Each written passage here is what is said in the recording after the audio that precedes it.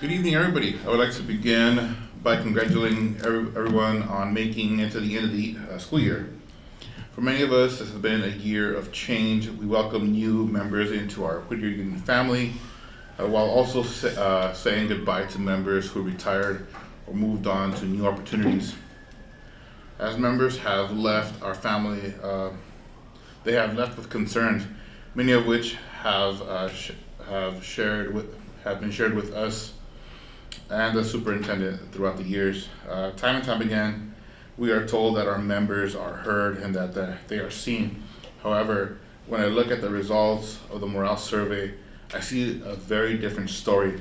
Across multiple sites, members reported feeling unheard, unseen, and excluded from opportunities to provide meaningful input.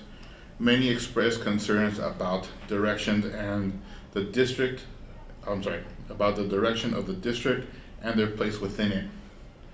When employees feel that they are not respected, trust begins to erode, respect diminishes, confidence fades, and morals suffer. Our members were not afraid to share those feelings. We continue to have many unresolved issues that have been delayed, pushed aside, or left without meaningful resolution. Too often we receive responses that appear promising but ultimately lead nowhere. One example is the transportation department. Morale remains low at the bus yard. Time and time again, members approach me asking when we're still working, why are we still working in these conditions? Members constantly report feeling disrespected, belittled, and unsupported. That low morale has only been made worse by ongoing concerns involving rodents at the bus yard and employees being expected to clean the rat feces and urine from school buses.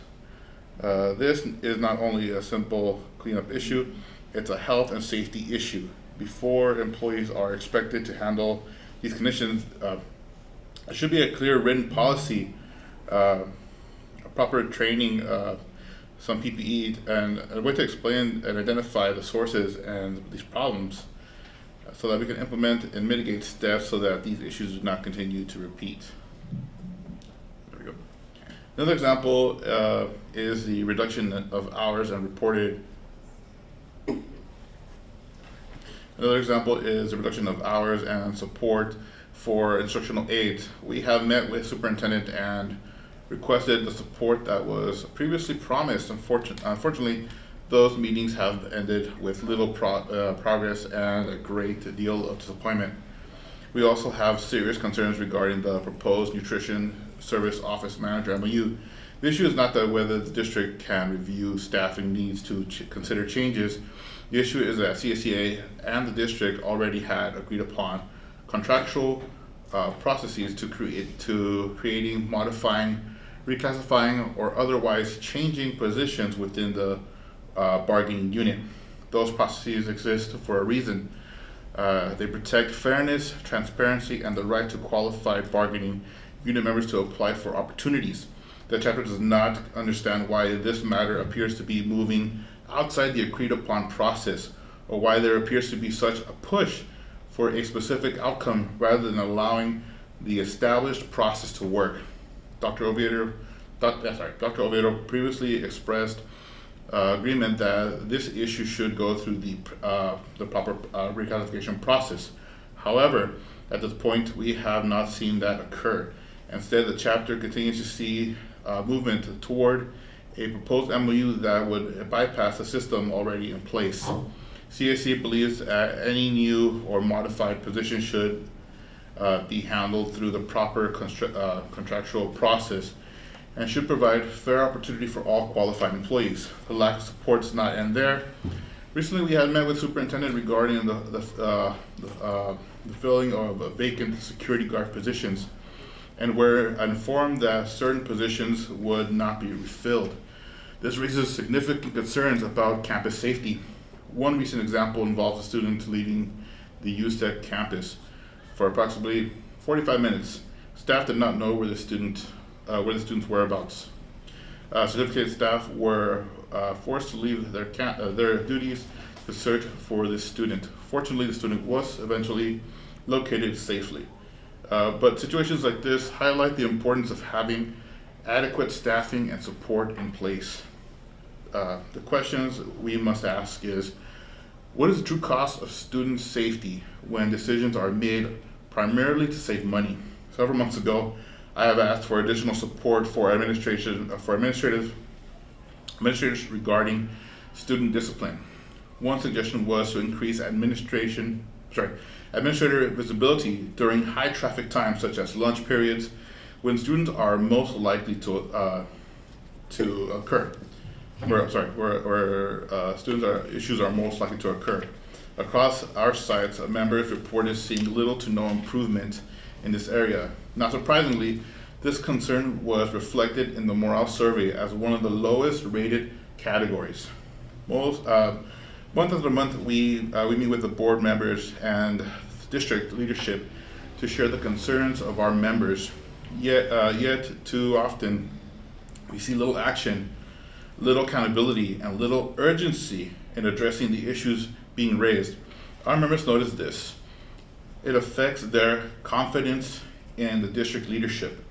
As I conclude my report, I would like to highlight one final finding from the morale survey: a significant lack of trust, respect, and confidence in the Board of Trustees among many of our members. Our CSEA chapter remains committed toward collaborating with the district. However, we do not wish to continue holding meetings that result in little to no movement on long-standing concerns. We believe meaningful progress must occur on issues that have remained unresolved for far too long. Thank you. This concludes my report. Return from closed session, and there is no report out from closed session.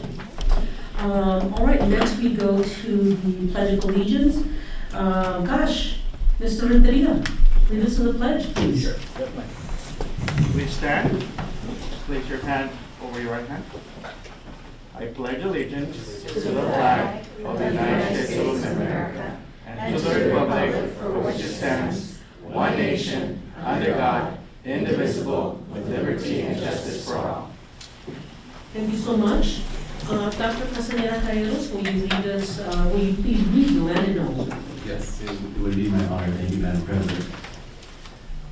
The Whittier Union High School District acknowledges our presence in the traditional ancestral land of the Gabrielino Tonga peoples, which includes the villages of Choquishna, now Santa Fe Springs, C8, now Los Nietos Whittier, and the village of Sichatna, now Whittier San Diego River area. This land remains unceded territory. Whittier Union High School District honors and respects the Gabrielino Tonga ancestors and their connection to this land. Thank you very much. Let me move then to item number 5, approval of the minutes from the May 12, 2026 regular board meeting. Do I have a motion? So moved.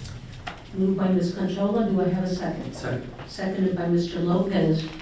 Any discussion? Seeing none, I'll call the question. All in favor say aye. Aye. Aye. Any opposed? Motion passes 5-0. Now I will go to item number 6, which is approval of the agenda. Do I have a motion to approve tonight's agenda? So moved. Second. Moved by Dr. Casanera Cayeros, seconded by Ms. Conchola. Any discussion? Seeing none, all in favor say aye. Aye. Any opposed? Motion passes 5-0.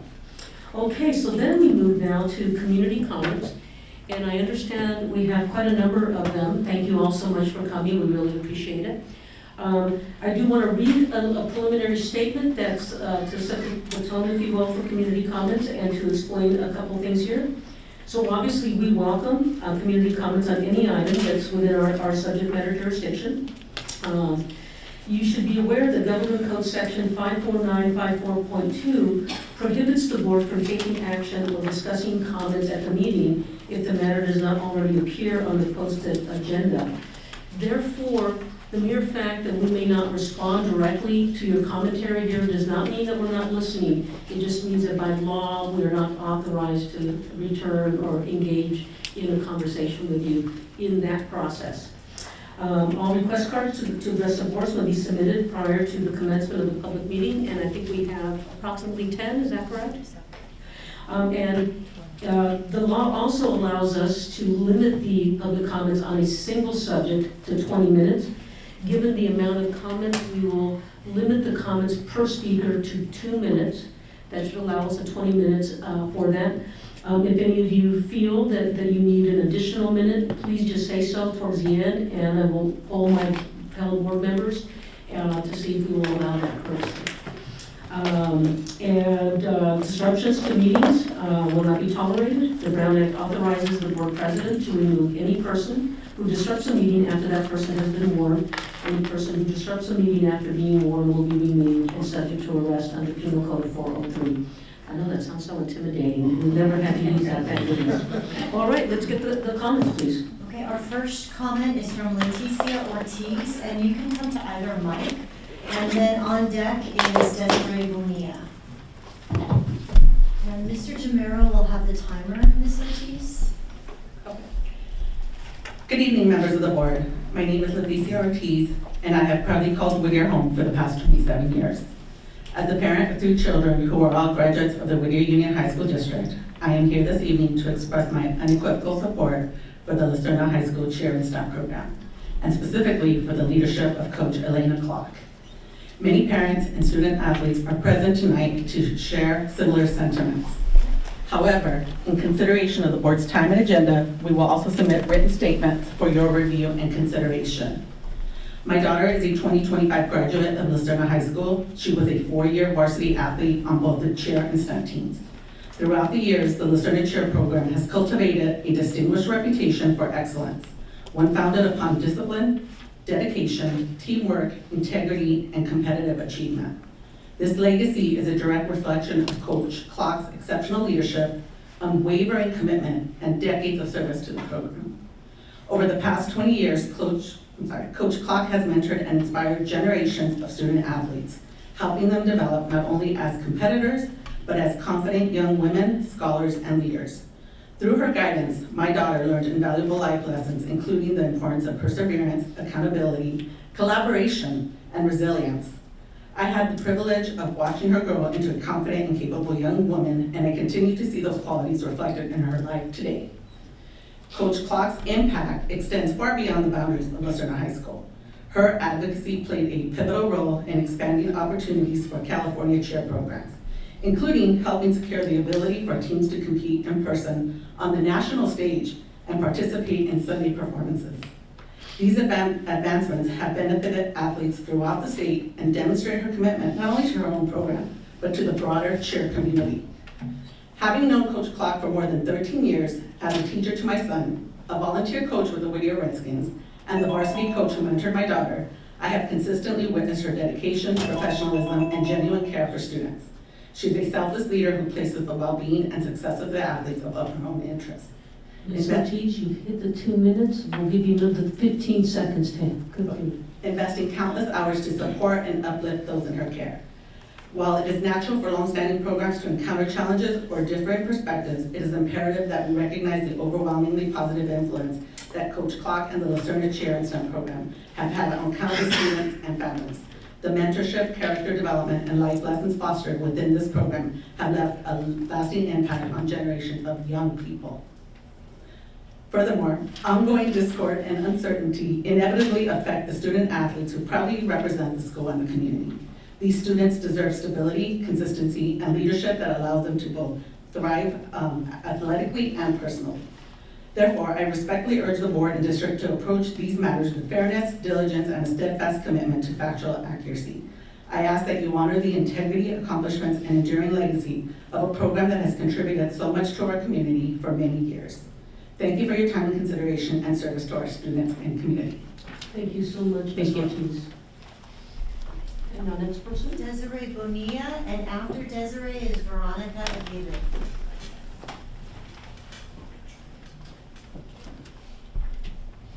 Please proceed, Ms. Bonilla. Yes, thank you. This statement is submitted on behalf of myself, Desiree Bonilla, and Norma Franco. I would like to express my sincere gratitude for the Cheer and Stunt program, and most importantly, for Coach Clark's exceptional dedication to our student athletes. Through her unwavering commitment, countless hours of mentorship, tireless efforts, she has helped create opportunities that extend far beyond high school. As a result of this program, at least 6 young women have earned scholarships that have enabled them to pursue higher education while continuing their athletic careers at the college level. For some of these, scholarships have made attending a university possible when otherwise it may have not been financially attainable. The discipline, perseverance, teamwork, and commitment instilled through this program have prepared these students for success both academically and athletically. Clark's leadership has a lasting impact on the lives of these young women, and her dedication deserves recognition and appreciation. One of the clearest reflections of the relationship she has built with her athletes is the fact that many of them refer to her as Mama Clark. This title is not given lightly. It speaks to the trust, respect, guidance, and support she has provided throughout the years. For that reason, it's disheartening to hear her integrity being questioned.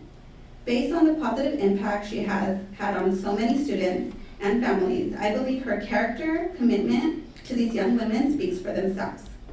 Additionally, during a previous board meeting, I heard concerns raised regarding bullying. As someone who cares deeply about the well-being of all students, I believe discussions about bullying should be approached with consistency, accountability, and respect by everyone involved. It was concerning to hear allegations be made by an individual whose own conduct and language towards students have, in my experience, not always been reflected with the same standards of respect and kindness. If we are committed to addressing bullying, then all adults must model the behavior we expect from our students. I have confidence in this board's ability to carefully review all relevant information and make decisions based on a thorough and fair evaluation of the facts. I trust that every perspective will be considered and that conclusions will not be drawn based on one side of the story. Thank you for your time and consideration and commitment to the students and family. We appreciate you guys. Thank you so much. Next is Veronica Aguirre, and then after that is Justina Herrera.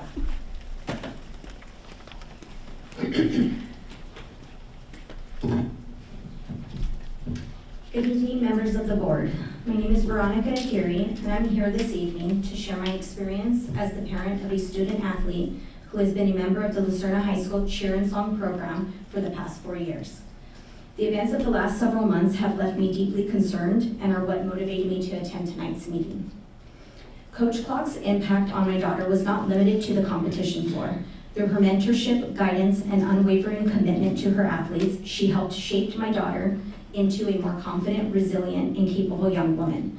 She taught leadership, accountability, emotional maturity, conflict resolution, and countless life skills that will continue to serve her long after her high school years have ended.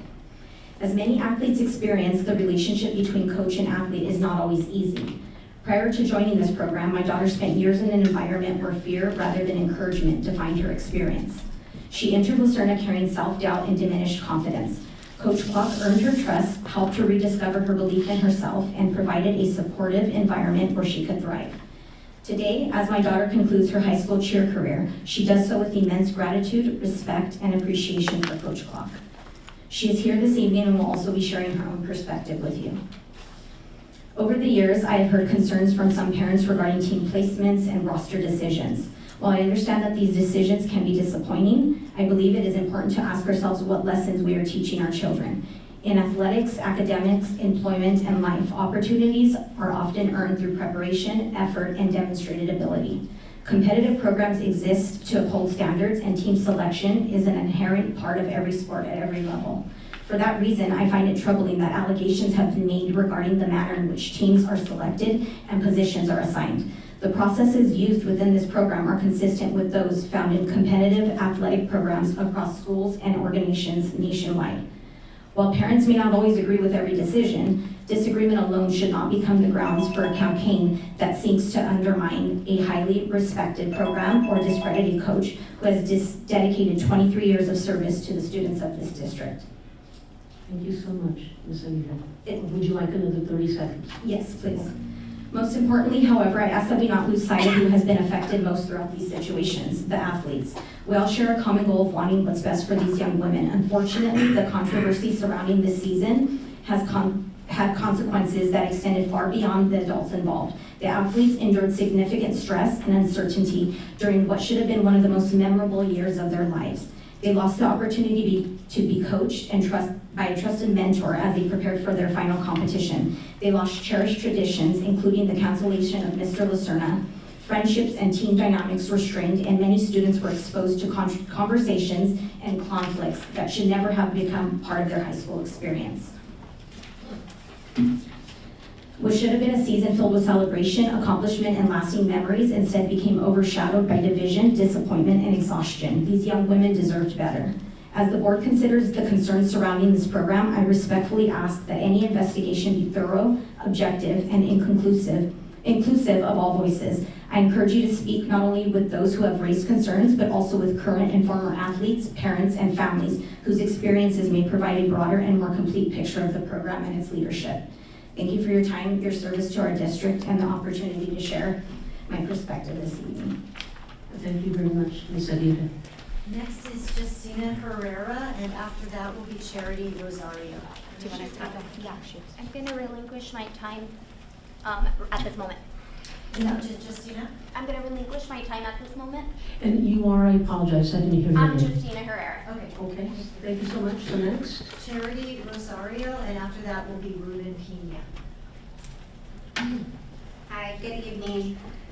Good evening, members of the board. My name is Charity Rosario, and I'm here tonight because I believe it is important that you hear another perspective regarding the Lucerna High School Cheer and Song program. Over the past year, there has been significant attention focused on this program. While I respect that everyone is entitled to their own experiences and opinions, I believe it is equally important to recognize the positive impact this program, and specifically Coach Clark, has had on so many student athletes, including my own daughters. For the past 8 years, I have had the privilege of being the parent of 2 Lucerna cheer athletes. During that time, I have witnessed firsthand the dedication, commitment, care that Coach Clark brings to this program. The countless hours she spends mentoring, encouraging, supporting, and guiding young people go often unseen. Coaching extends far beyond practices, games, and competitions. It is about helping students navigate some of the most formative years of their lives. Coach Clark has consistently invested not only her own time, but also her heart and energy into helping athletes grow into confident, disciplined, resilient young women. I have watched her challenge athletes to work hard, hold themselves accountable, support one another, and push beyond what they thought was possible. I have seen her celebrate successes, help athletes learn from setbacks, and encourage them to persevere through adversity. Like any competitive athletic program, there have been challenges. Not every athlete or parent will agree with every decision, and not every outcome will meet personal expectations. Over the course of 8 years, I have experienced disappointments myself. However, I understand that successful programs require standards, accountability, and decisions made with the best interests of the team as a whole. Those moments do not define this program. While concerns regarding inappropriate and bullying conduct have been raised, I believe it is important that all perspectives be considered. My daughter has also experienced hurtful behavior, including body shaming, name calling, and intimidation from parents. Can I make a request? Yes, of course, please proceed. And intimidation from parents associated with this situation. Despite those experiences, she continued to represent her team, this program, with maturity, kindness, and resilience. Rather than responding with hostility, she chose to focus on her teammates, her goals, and the values of respect and sportsmanship that were reinforced within the program. As these concerns are discussed, I respectfully ask that all forms of bullying and intimidation be examined objectively.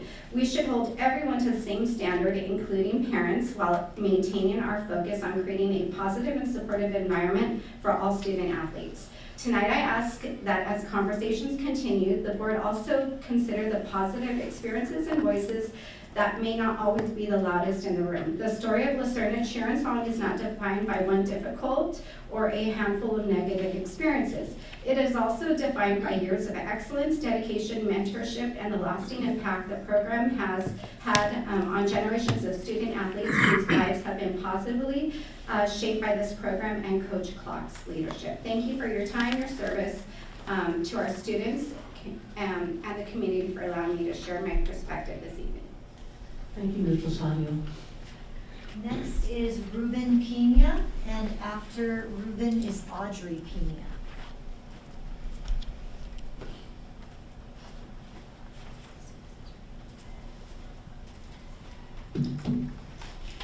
Good evening, board members. My name is Ruben Pena, and I'm a proud Lucerna alumni parent, here to represent the alumni.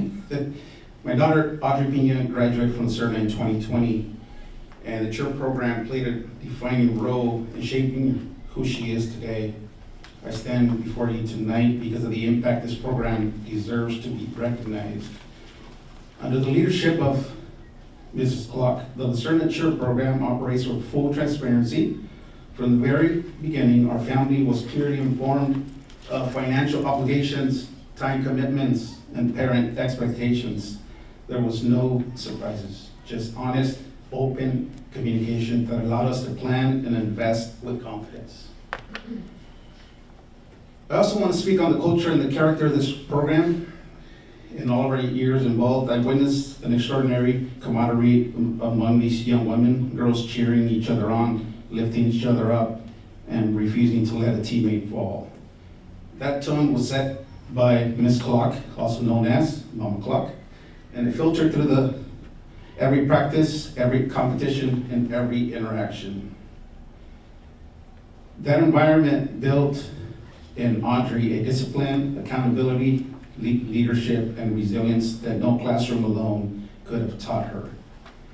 And it is prepared to earn her a spot on the college cheer team, CBU, turning that once felt like a dream into a reality. This program doesn't just build cheerleaders, it builds young women of character ready for real life. I urge this board to continue invest in the investigation of these unfounded allegations. The Lucerna, because when you invest in this program, you invest in the future of our daughters. Thank you. Thank you, Mr. Pena. Audrey Pena is next, and then Aubrey Aranda.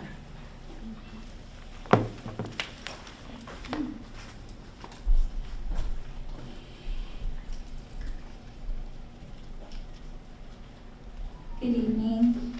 My name is Audrey, and I'm a former athlete of the Lucerna Cheer program. Since graduating in 2020, I've had the opportunity to cheer at California Baptist University, become a D1 collegiate national champion, and work as a professional cheerleading instructor with the United Spirit Association. Looking back, I see my time in this program as an important foundation to the expectations, commitment, and challenges that came with competing and instructing, opening doors to opportunities I might not have otherwise had. I chose to speak tonight because I wanted to share my experience as an athlete due to the positive impact this program has left on me. Something I remember most is the culture that existed. As a team, we were challenged to trust, support, and be accountable for one another. Whatever was going on inside or outside the gym, I always knew my teammates would have my back. The memories it gave me are invaluable, and one of the most valuable lessons I learned speaks to the character of the program itself. In one of my experiences there, I came to understand that my worth was not solely defined by what I could physically contribute to the team. I was much more than that as a teammate. Looking back, that is one of the things I appreciate most about the program and how it impacted me. I've watched this program evolve over the years before and after I left, and one thing that always stood out is the commitment to improvement. The success and reputation this program built didn't happen by accident. It was built through dedication, high standards, adaptability, and a belief in what young people are capable of accomplishing when they are challenged and supported. Throughout my time there and years after, I've always believed that the people leading this program genuinely care about their athletes and their success. That belief is truly why I chose to be here tonight. I'm grateful for the opportunities that the program provided, the memories it gave me, and the foundation it helped create for everything that came afterward. I can only hope that every athlete is able to take from it what I was able to. Thank you so much for your time. Thank you, Ms. Pina. Next is Aubrey Aranda, and after Aubrey is Alana Rosario.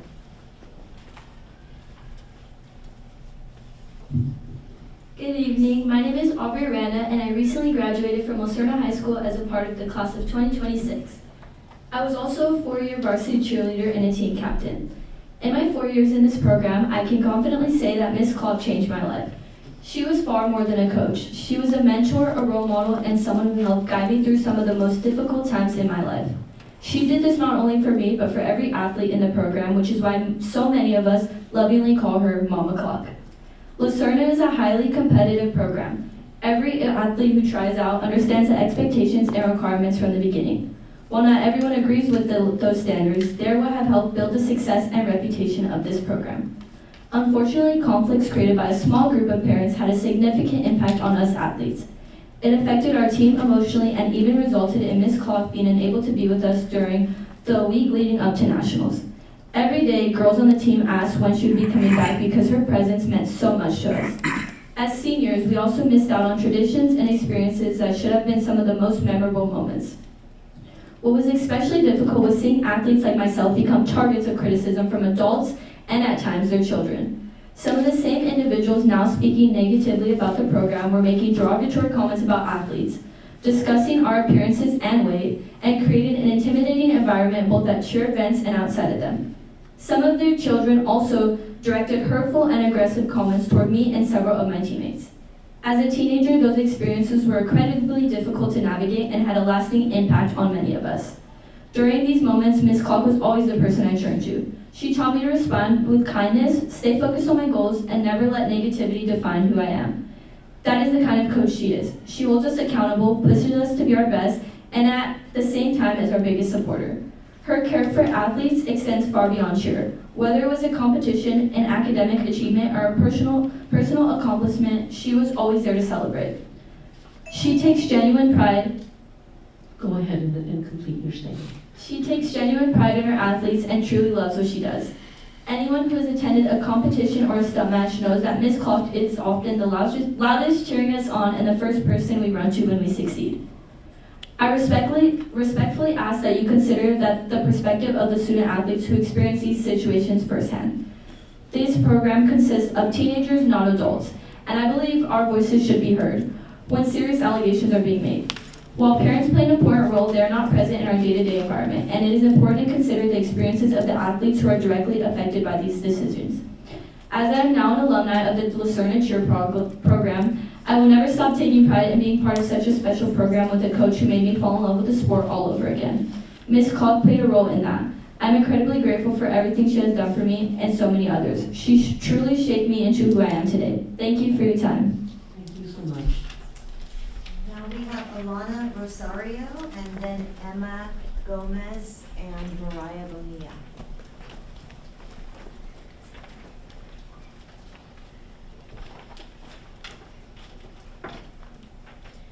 Good evening, members of the board. My name is Alana Rosario, and I would like to share my experience as a student athlete in the Lucerna High School Cheer and Song program. Over the past year, there has been a great deal of negativity and criticism directed toward our program, our coaches, and especially Coach Clark. While I understand that concerns have been raised, I'm here tonight because I believe it is equally important for you to hear from those of us who are directly involved and impacted every day, the student athletes.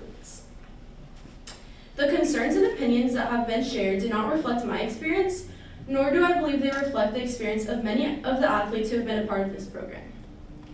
As students, we are the ones who spend countless hours in practices, at games, and at competitions.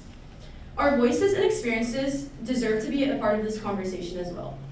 As I reflect on my 4 years as a Lucerna High School cheerleader, I can honestly say that this program has helped shape me into the person I am today. Cheer was so much more than practices, performances, competitions, and football games. It became a second family, a support system, and a place where I learned some of the most important lessons in life. Coach Clark has been one of the most influential people throughout my high school journey. She challenged us to strive for excellence, held us accountable when we fell short, and believed in us even during moments when we doubted ourselves. Through her leadership, I learned the value of hard work, perseverance, discipline, teamwork, responsibility, and resilience.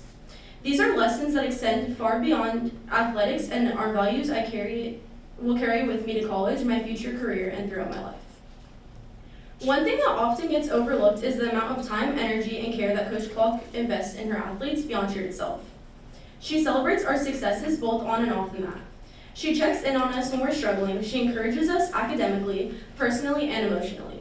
She genuinely cares about who we are as people, not just as athletes. This past year was not always easy. There were times when outside conflicts and controversies Yes, please continue. created by a small number of parents brought distractions and challenges that affected our team and the overall dynamic of the program.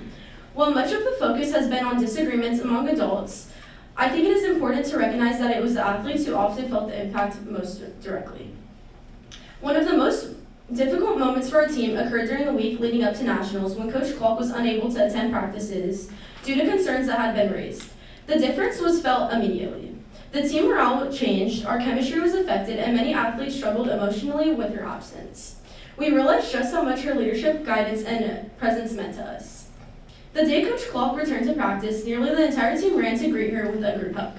I remember the overwhelming sense of excitement, relief, and comfort that filled the room.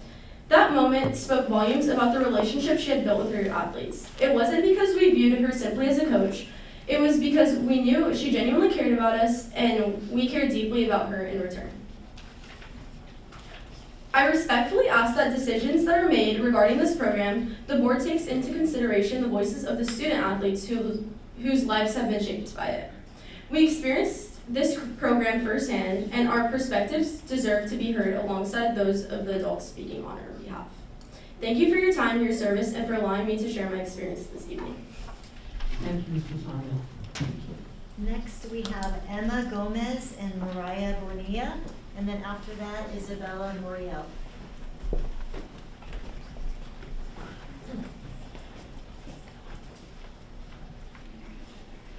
Good evening, members of the board. My name is Emma Gomez, and I am here with my former teammate, Mariah Bonilla. We are 2025 graduates of Lucerna High School, and we were members of the cheer program throughout all 4 years. I am currently a student at San Diego State University, and Mariah is a former student at San Jose State University. We are here today to share our experience on the Lucerna High School cheer and stunt program. As an athlete in this program, Coach Clark was always our biggest supporter and role model. She made sure every athlete knew that she was someone we could turn to whenever we were experiencing challenges or struggles. She celebrated our successes just as much, if not more, than we did ourselves. She constantly encouraged us and taught us that we could achieve anything as long as we worked hard and put our minds to it. Coach Clark also taught us resilience, leadership, discipline, and countless other life skills that extend well outside of just cheerleading. The lessons she instilled in us have helped to shape us not only as athletes, but as individuals. Even now, as a college student, I continue to apply the values and lessons she taught us in my day-to-day life. Her positive impact on her athletes and the program is something that will stay with us long after graduation. Thank you for your time and consideration. Thank you so much, Ms. Gomez and Ms. Bonilla. Next is Isabella Moriel, and then after that is Yvette Moriel.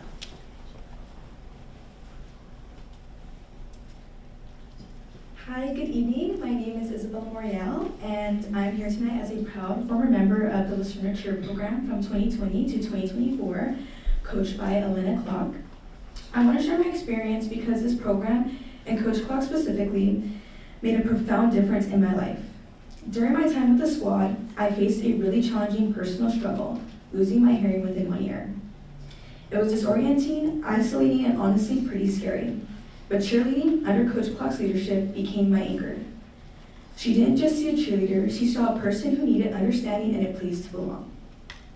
She made sure I was always included, adapting formations or communication methods without making it a big deal. She taught me resilience and how to find strength even when things felt impossible. The team became my second family, a supportive community that lifted me up when I needed it the most. and that spirit came directly from Coach Clark. Coach Clark fostered an environment of discipline, yes, but also one of respect, teamwork, and genuine care for every single girl. She pushed us to be our best, not just as cheerleaders, but as individuals. She worked tirelessly to ensure everyone had a chance to shine and grow, regardless of their background or initial skill level. This program, under her guidance, taught us invaluable life lessons about dedication, perseverance, and how to support each other. She's not just a coach, she's a mentor who's shaped countless young women, helping us navigate challenges and finding our purposes. Thank you so much. Thank you very much, Ms. Muriel. And last is Yvette Moriel.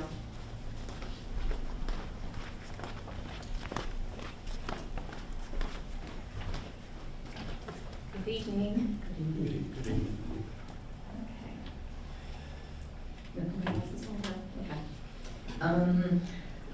My name is Yvette Moriel, and I'm here today to speak on behalf of the Lucerna High School Cheer Program and Coach Director Linda Clark.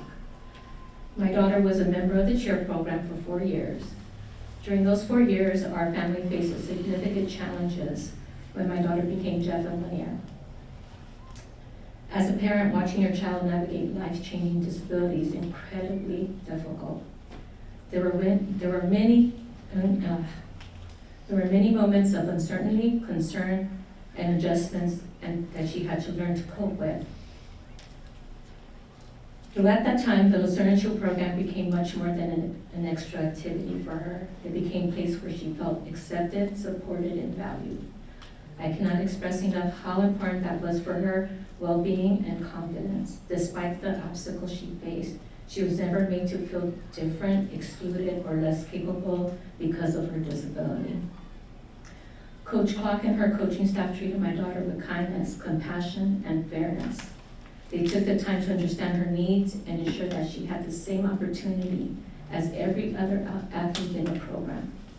Their support helped her build confidence, develop resilience, and continue participating in any type of activities that she loves so much. The impact Coach Clark has had on my daughter extends far beyond cheerleading. She served as a positive role model and mentor, showing my daughter that she could overcome anything and continue to thrive. As a parent volunteer who frequently worked with along the Teen Moms and supported the cheer program, I also had the opportunity to observe Coach Clark's leadership firsthand. One of the principles she constantly emphasized was that every cheerleader should be treated equally, regardless of which team they were on.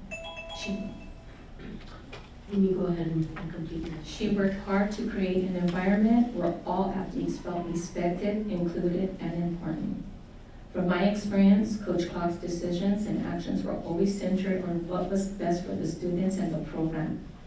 She fostered a culture of teamwork, accountability, inclusion, and mutual respect. The positive environment she created allowed young women to grow not only as athletes, but as individuals. I'm deeply grateful for the support, care, and the opportunities that my daughter received during her 4 years in the program. The compassion and dedication shown by Coach Clark and her staff helped our family through a difficult chapter in our lives, and that is something we will never forget. Thank you for allowing me to share my experience and considering the positive impact Coach Clark and also the Lucerna Cheer program has had for us in our family. We appreciate you. Thank you. Thank you so much. Do we have any other comments? All right, as I shared, unfortunately, we are not allowed to respond to you directly to any of your comments, but on behalf of the board, I do want to express our thank you and gratitude for you for making time this evening and sharing with us your perspectives. Thank you. I now have to move us on to item number 8, which is a report from our representatives. Let me start with Mr. Francet.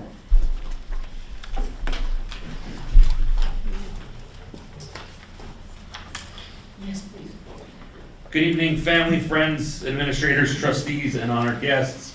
I don't know if there's any WCA members behind me, but I'd like to thank them if they are for joining me tonight. It is my privilege to speak on behalf of the dedicated and passionate educators who make a profound impact on the lives of our students each and every day.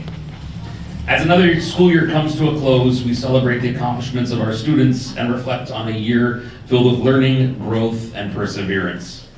While the final bell may have rung for many, the work of education continues. This summer, our campuses remain active with students attending summer school and educators participating in professional development.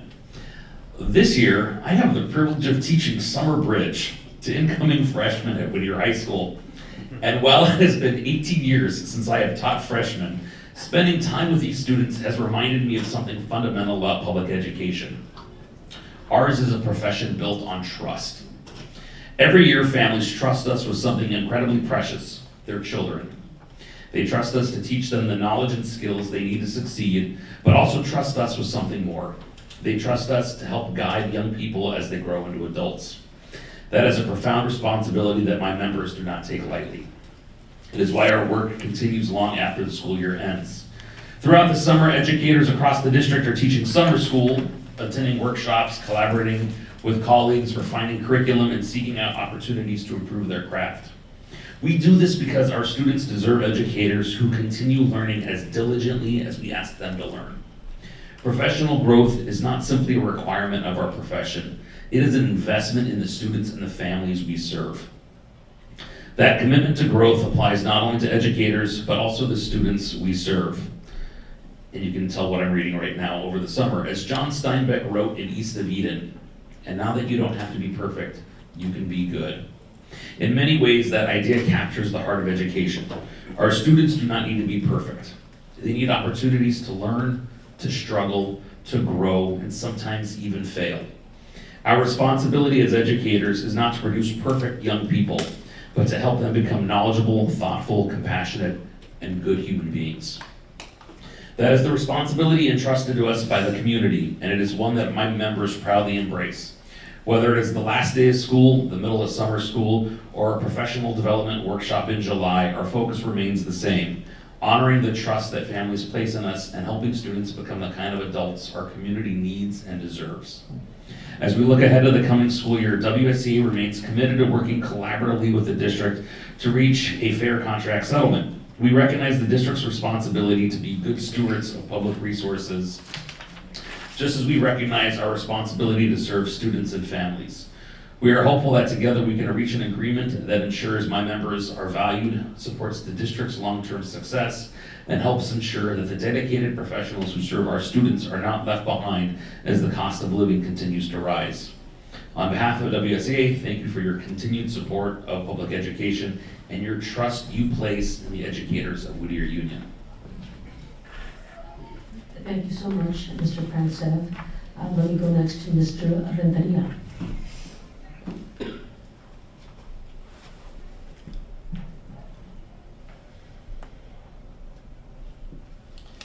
Good evening, Board President, Board members, Board Cabinet members, and Superintendent.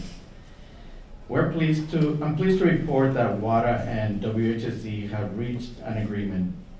This agreement has been a successful outcome that reflects the collaborative efforts and commitment of both parties to supporting our educators and our students. Special thanks are extended to Ms. Fitzgerald and her team for the dedication in analyzing and fine-tuning the teacher salary schedule steps.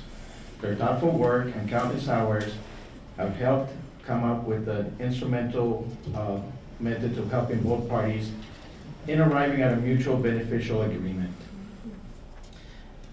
As the school year concludes, our teachers have begun enjoying well-deserved summer break. Many are taking advantage of the professional development opportunities being offered, continuing to strengthen their skills and expanding their knowledge. As for myself, you might have heard about a software called Splunk. Maybe Donovan, I can see is the only tech in here. And so I'm looking forward to growing and improving my craft so that my students in cybersecurity can understand how to use this tool. We look forward to welcoming our teachers back in the fall, energized and prepare for another successful school year. And this concludes my report. Thank you. Thank you, Mr. Rodriguez. Now I'll move on to item number 9, board reports. As is my custom, I'll start with Mr. Whittier over to the far right of that. Thank you very much. Well, last week, I was glad to attend a couple of the graduations. It's that time of the year, and wanted to wish all our students and staff a happy summer, but it was nice to attend a couple of the graduations, Santa Fe Springs, with Santa Fe High and Cal High. And so with some of my colleagues, see the parents excited, students excited, and hear some of our student speakers and the stories that they tell, and then the excitement in our parents and our staff, not only, congratulating students, but looking forward to the summer break as well. So we want to wish and congratulate all our seniors that are moving on. Recognizing those students who made some high achievements there. Even had one of them at I think it was Santa Fe Springs, who's going to be on nuclear science. I was like, wow, so some of and hearing some of the schools that they will be enrolling in, and just the stories and the success always takes it back. So this is that great time of the year to be able to hear those stories, and I was glad to be a part of that and share that with our students. And those are the fun times, and to be able to recognize our students. And then celebrating there was a shout out to a lot of our staff who were retiring at both ceremonies. So congratulating our employees who are retiring. So looking forward to that. I know we got summer coming on. It's a little bit slow as far as student traffic and traffic at school sites, and even board traffic with the summer break, but hoping everyone gets a chance to refresh themselves and come back strong when we return back in a couple of months, and looking forward to continuing another school year, and looking forward to that. Thank you everyone for a great school year, and looking forward to a helpful and restful summer break. Thank you. Thank you so much, Mr. Rivera. Let me come now to Dr. Castañeda Calleros. Thank you very much, Madam President. Good evening, everyone. First of all, I'd like to echo Trustee Urquiaga's comments about commencement. I had the blessing of being able to attend the transitions commencement, Whittier High School commencement, and Lucerna High School commencement. And something that continues to strike me is I'm moved by how many different moving parts there are in order to make a commencement work. And I've seen this for years, but I never take it for granted about all the work it takes to set everything up and to have everything happen so orderly, and to have these very momentous occasions be collapsed into 90 minutes or sometimes even less. And I was laughing to myself as both principals were looking at their clocks, making sure things were proceeding smoothly. But more importantly, it was just such a proud moment for the students and the families, and being able just to experience that positive energy. What a blessing. It makes you grateful to be alive, to be in those stadiums, or to be here at USEC at the moment that a graduate is recognized. It's just a very sacred moment, and I think it's a fitting capstone for everyone here that works so hard day in and day out to make sure our students complete their experience here and that they're prepared for the workforce. So congratulations to all of you and everybody involved. Secondly, I did have the opportunity to attend the Whittier High School Senior Awards Night, and had the opportunity to attend a very festive kickoff for my colleague, Board President Rodriguez Moisa. You certainly set the bar high, so thank you for your courage, and I'm looking forward to what lies ahead. And in terms of another event I attended, I was the alternate at the Tri-Cities ROP board meeting back in mid-May, and it was a blessing to be there as well. And I have additional things to say, but I think I'll hold off until we get to the appropriate resolution later in the agenda tonight. And then in closing, I just again want to publicly thank Olga Cedillo for all of your service, for your 40+ years of being able not only to serve the district, but in your multiple years serving here on the dais. And I just appreciate your ability to remain calm under pressure. And that's something that I'm always in awe of, and I'm always watching and observing and learning from folks like you who can maintain professionalism under the most difficult circumstances, and when you have so many urgent deadlines, and when we don't respond to you. And so appreciate your candor, your friendly reminders, your professionalism, and congratulations on your retirement. And Christina Zavala, welcome. Looking forward to working with you, and I'm glad that you get to overlap with Olga. And that concludes my report. Thank you very much. Thank you so much. Mr. Lopez. Thank you, Madam President. And again, congratulations, Olga, on your retirement, and welcome, Ms. Zavala. And hello and good evening, everyone. I want to appreciate and show some appreciation for the comments from each representative, representing the employees of this great district. And Mr. Rodriguez, I thank you for bringing up the staff survey. I do plan to follow with Dr. Oviedo and to go over the results. So this school year has finally come to an end. Congratulations to the class of 2026. They all made our district very proud. I was happy to see that the class of 26 advocated for themselves to earn the status of graduates. This year I had the privilege of attending 2 wonderful graduation ceremonies, Whittier High and United Sierra Education Center. Both events were inspiring, celebration of student achievement and the love of giving high fives, and of course, congratulating each graduate on stage. Thank you to the teachers, staff, and everyone involved who helped make these ceremonies possible, from the setup and cleanup crews to the band, counselors, honor guard, teachers, and principals and students who sent off the graduates with the inspiring speeches. The students walked away with tremendous achievement, their diploma.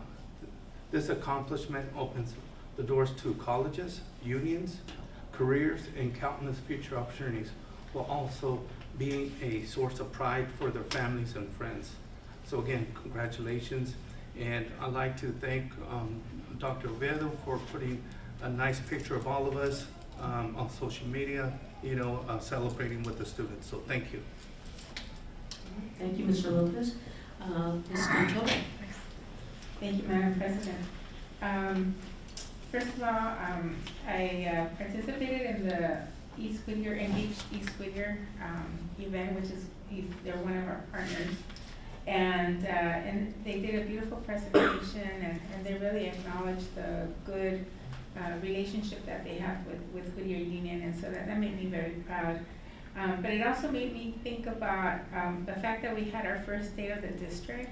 And again, hats off to Dr. Oviedo and her team that pulled it through. We asked and they totally delivered. So I know that we're looking forward to our second annual. I had the privilege of going to Santa Fe High School graduation and then also at Pioneer High School.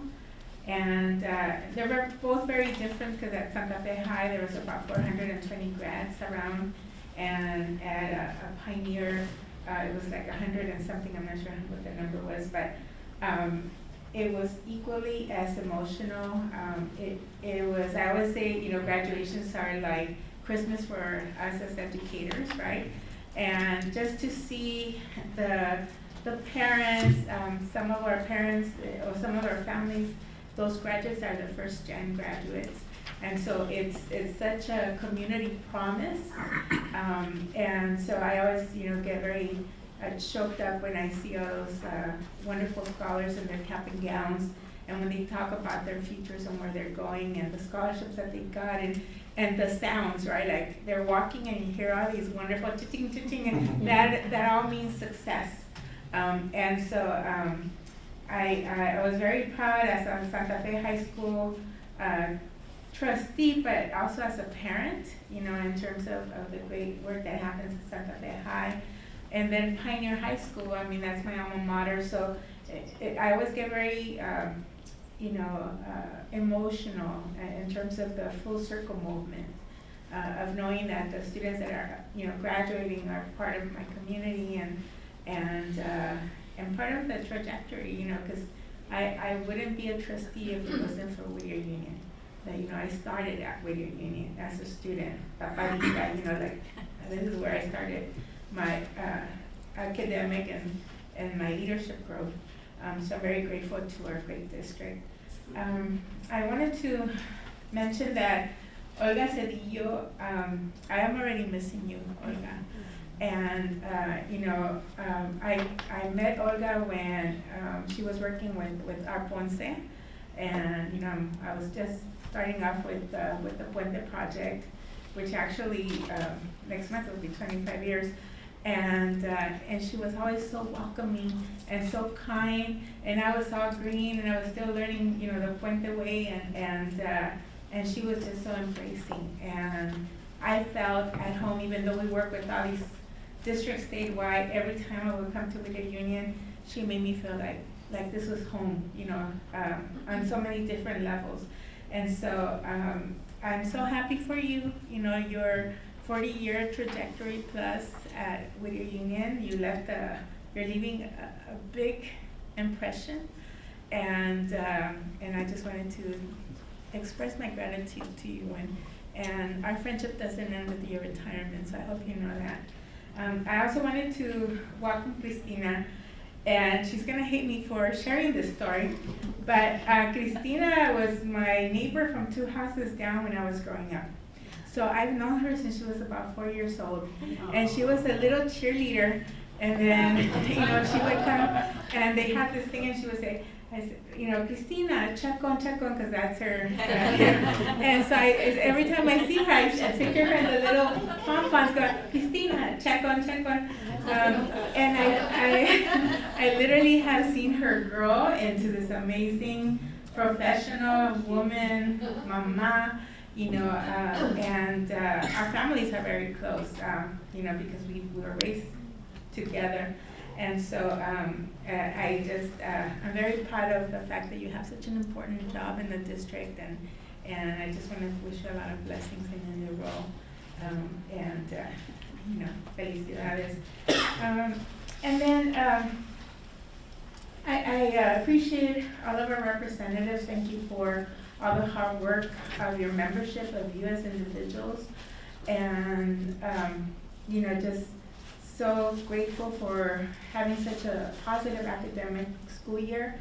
Education's not easy, especially right now. We have a lot of challenges, and you all have been in the forefront with your leadership, and we really appreciate that. John, I hope that, I know you mentioned that some of your members don't have all the trust in us as trustees, and that hits me. Because I want to make sure that we have a good working relationship with all of our representative groups.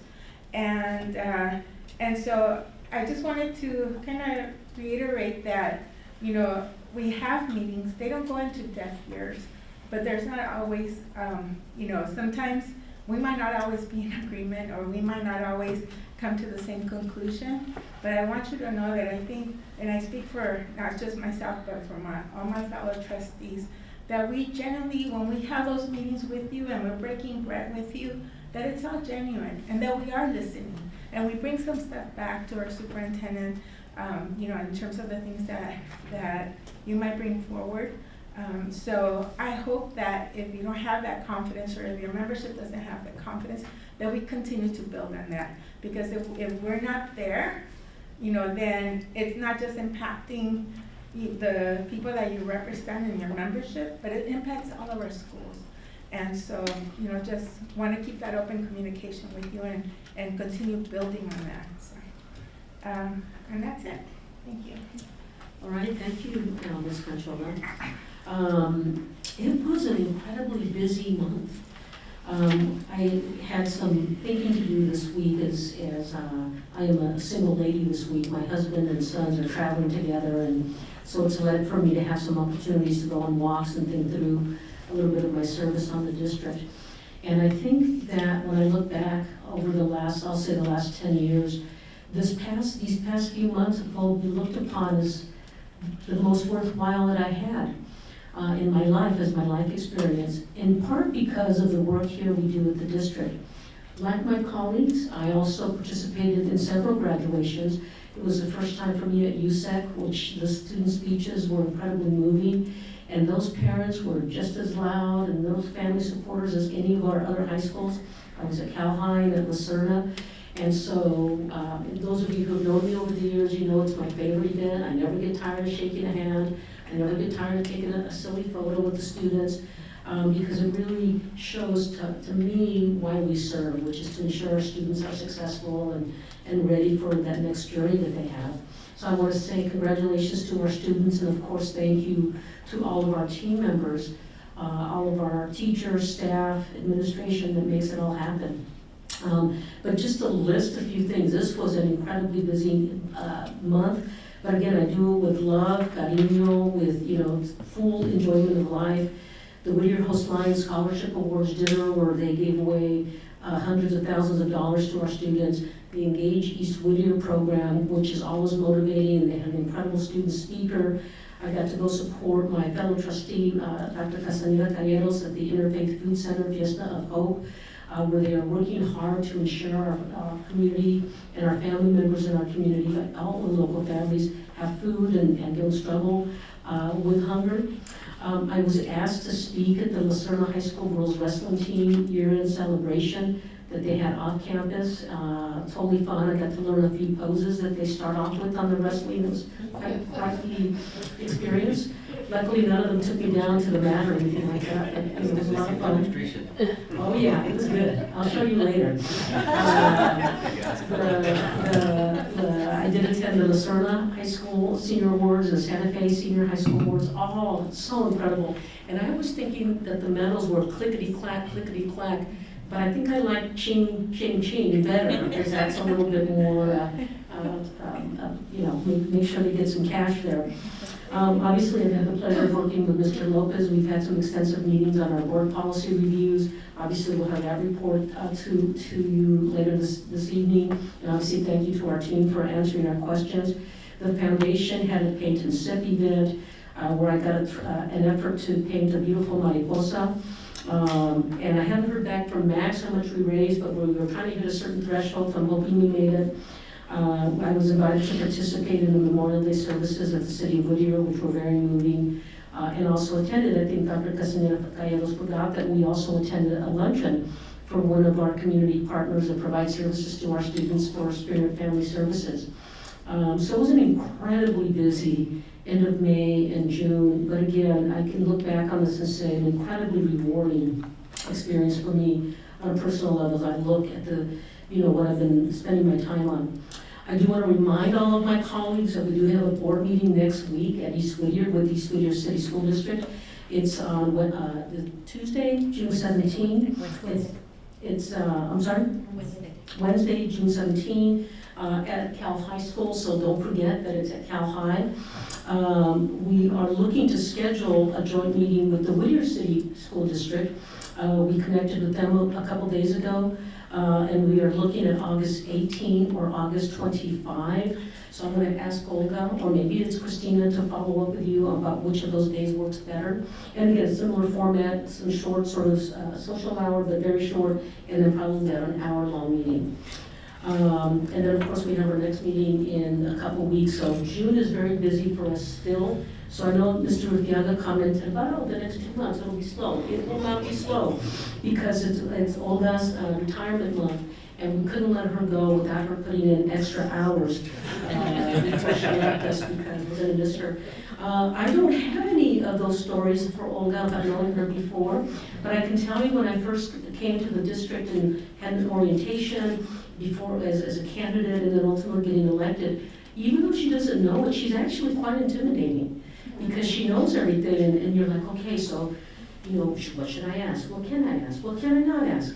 And then ultimately, over time, we just built an incredible friendship, and I too want to say thank you for all your incredible work. I'm sorry I only got to be part of it for 3.5 years, but you know, you've made me a better person, a better board member. Thank you for everything that you've done. And for Christina Chacon, welcome to the team. I think I'm going to have to say that every day. I just love it, Chacon. I love it, and welcome to the team. We're so looking forward to getting to know you also and working with you. I think that concludes my report. So thank you all very much. Madam President, can I add something to yes, my please, comments? Of course. I forgot to mention, I want to thank the superintendent's office and the special ed department in our sites. There was a community group that wanted to share some information to our parents, the cause group that were having a resource for our parents, and we serve the same families with, they do a lot of the work with East Whittier District, but a lot of those parents and families are our families as well, and so thank you for sharing that information. They did reach out to me and said, want me to thank the district on their behalf for allowing that to be shared with their parents, but to have them attend the resource fair. It was their first one, so they're really getting off the ground. So thank you again for sharing that information to our parents. And then one last funny story. We keep talking about the cling and the clack.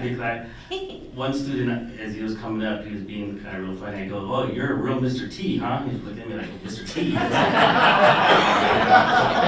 like an old Mr. T. And Ms. Conchola wants to put in personal privilege, yes, please. Thank you. I apologize. I had a note to myself. I wanted to say that the first school that I was at in Santa Fe High was with Mr. Diaga. And so it's a real privilege to be on the stage with you, the first time in Whittier Union that you're, and it's great to have you as a colega. Well, thank you. Got love going all of the way around, that's wonderful. Let me turn now to the superintendent's report. I'm going to step in the back real quick. I apologize, I don't mean any disrespect, but I have to grab my laptop for our next session, so I will step away for it. So good evening. Well, kudos to our school teams, including our custodians, administrators, and all staff who ensured that our graduation ceremonies for 2,600 students went beautifully. An extra special thank you to our district M&O teams who were also actively involved in the setups and on standby for any last-minute emergencies. I also want to give a huge thank you to our bus drivers and trip dispatchers who were called into service at the last minute on Friday to pick up our Lucerna graduates and take them to their Universal Studios grad night. I think, Maggie, you were there. I happened to be driving down the 60 freeway and I was so excited to see all of our buses and actually reached out to the Director of Transportation and said, "Where are they going?" And she told me about how the charter company canceled at the last minute and our drivers and our trip dispatchers had to step in to get them there. And they still did that in less than 30 minutes, within 30 minutes of the original call time. So kudos to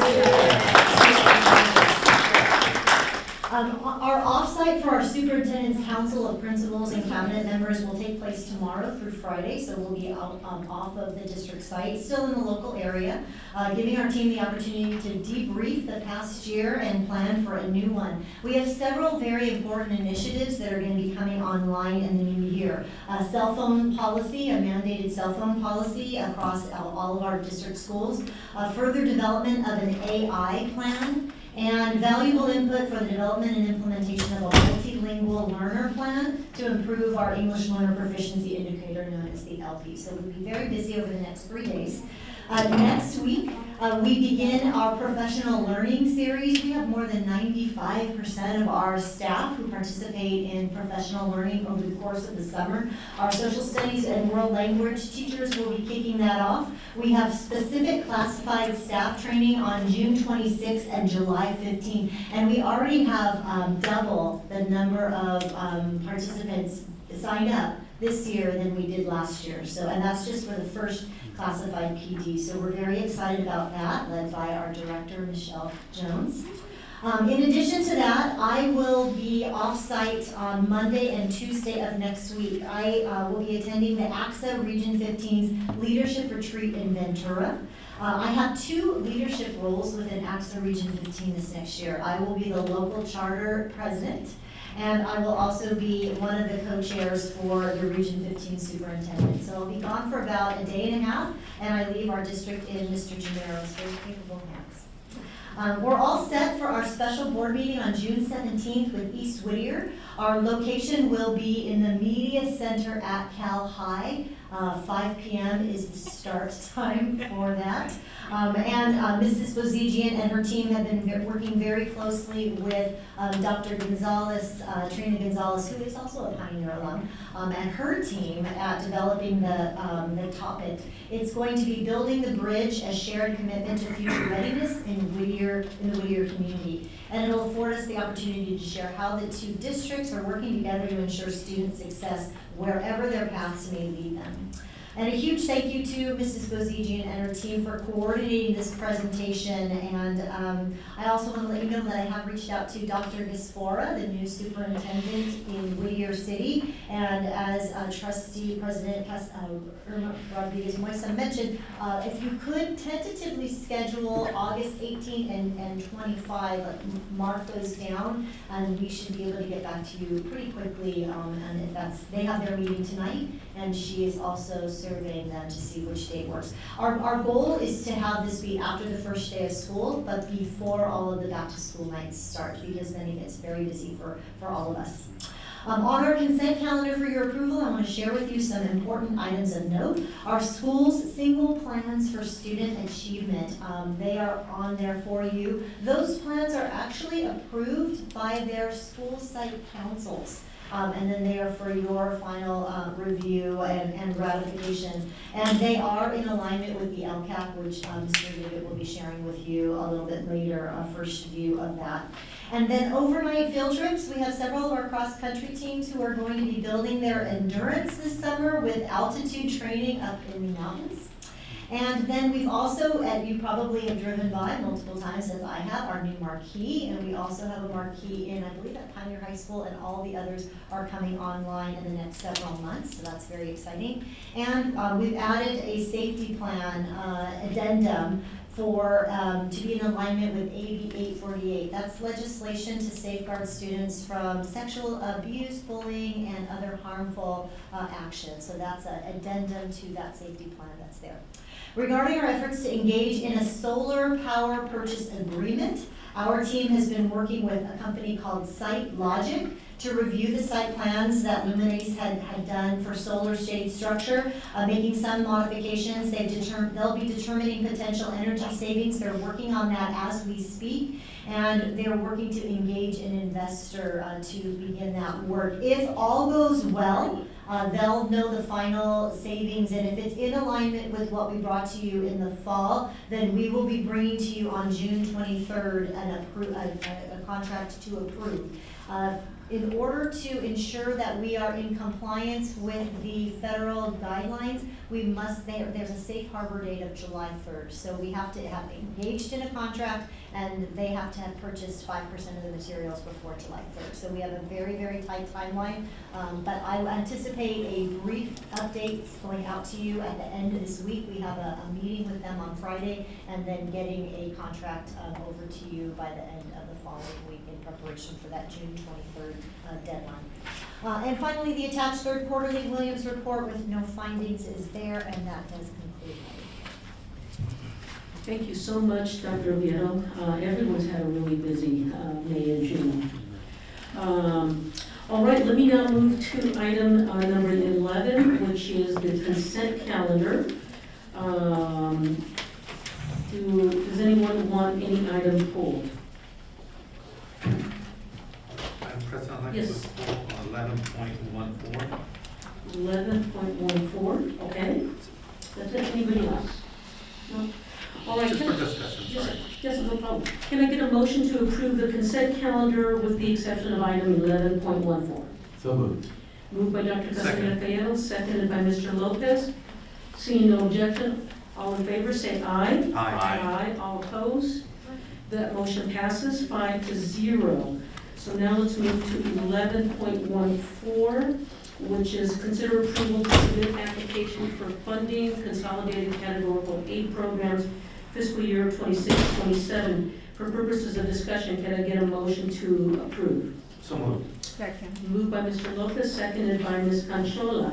Mr. Lopez, let me turn to you now for discussion. Thank you, Madam President. Just wanted to ask a specific question in terms of this application.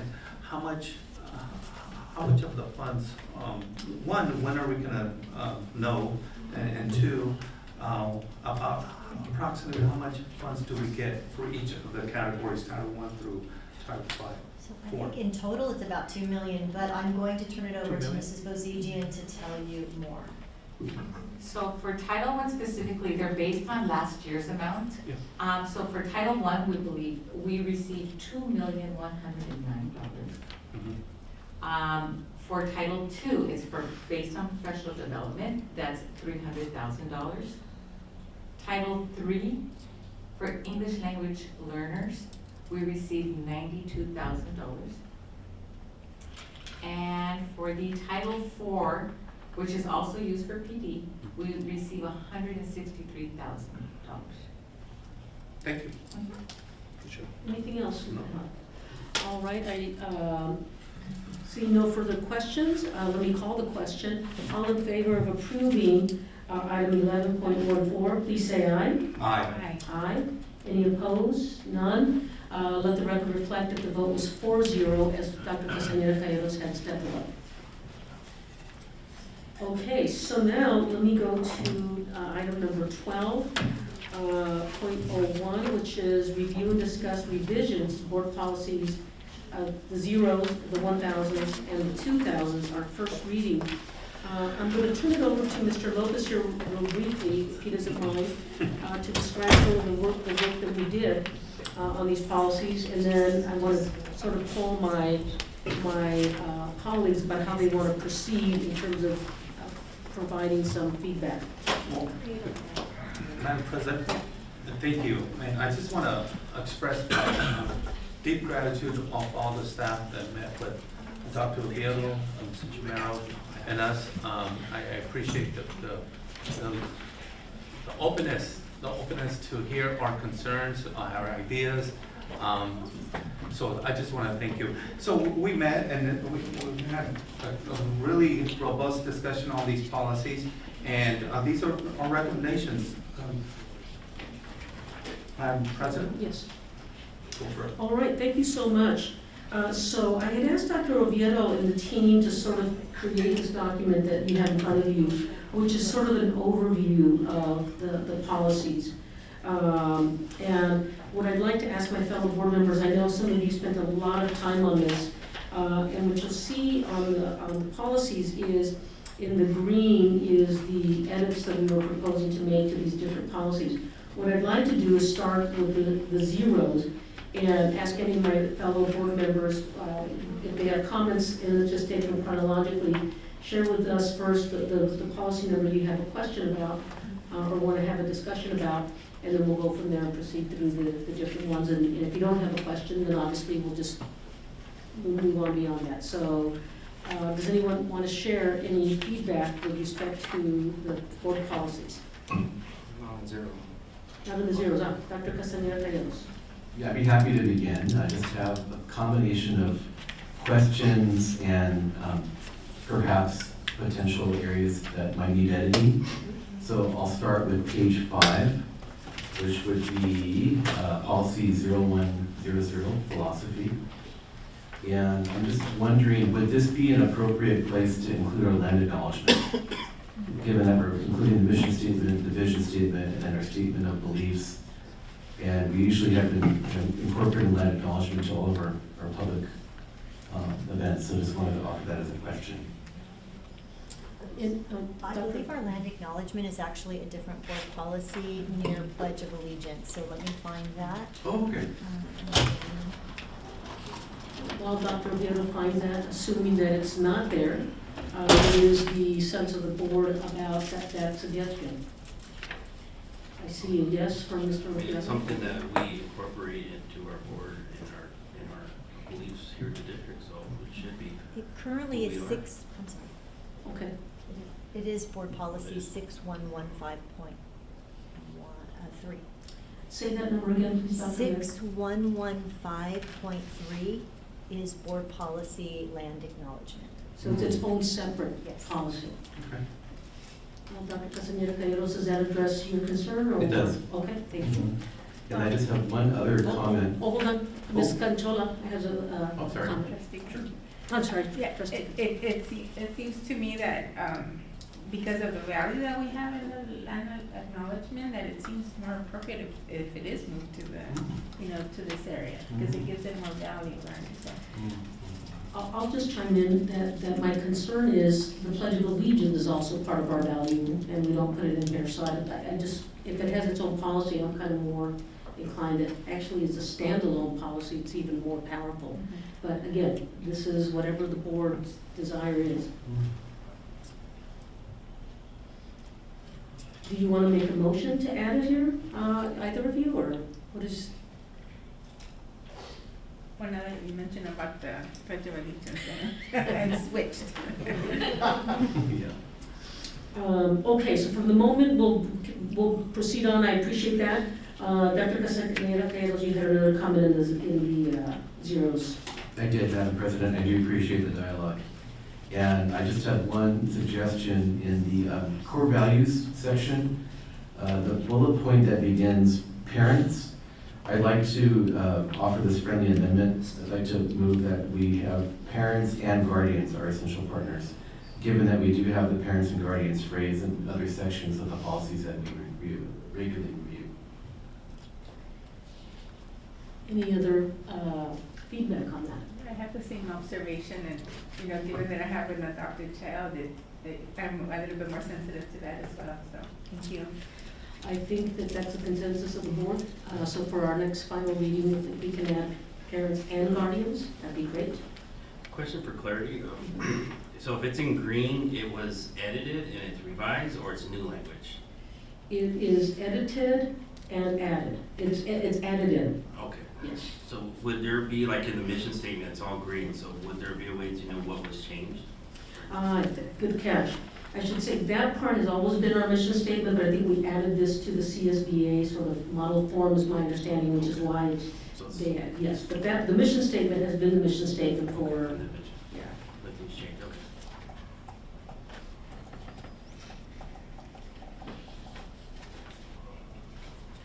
Any others in the, I'll call it zeros? Yes, I do have a question on moving to page 11, policy 0415 on equity.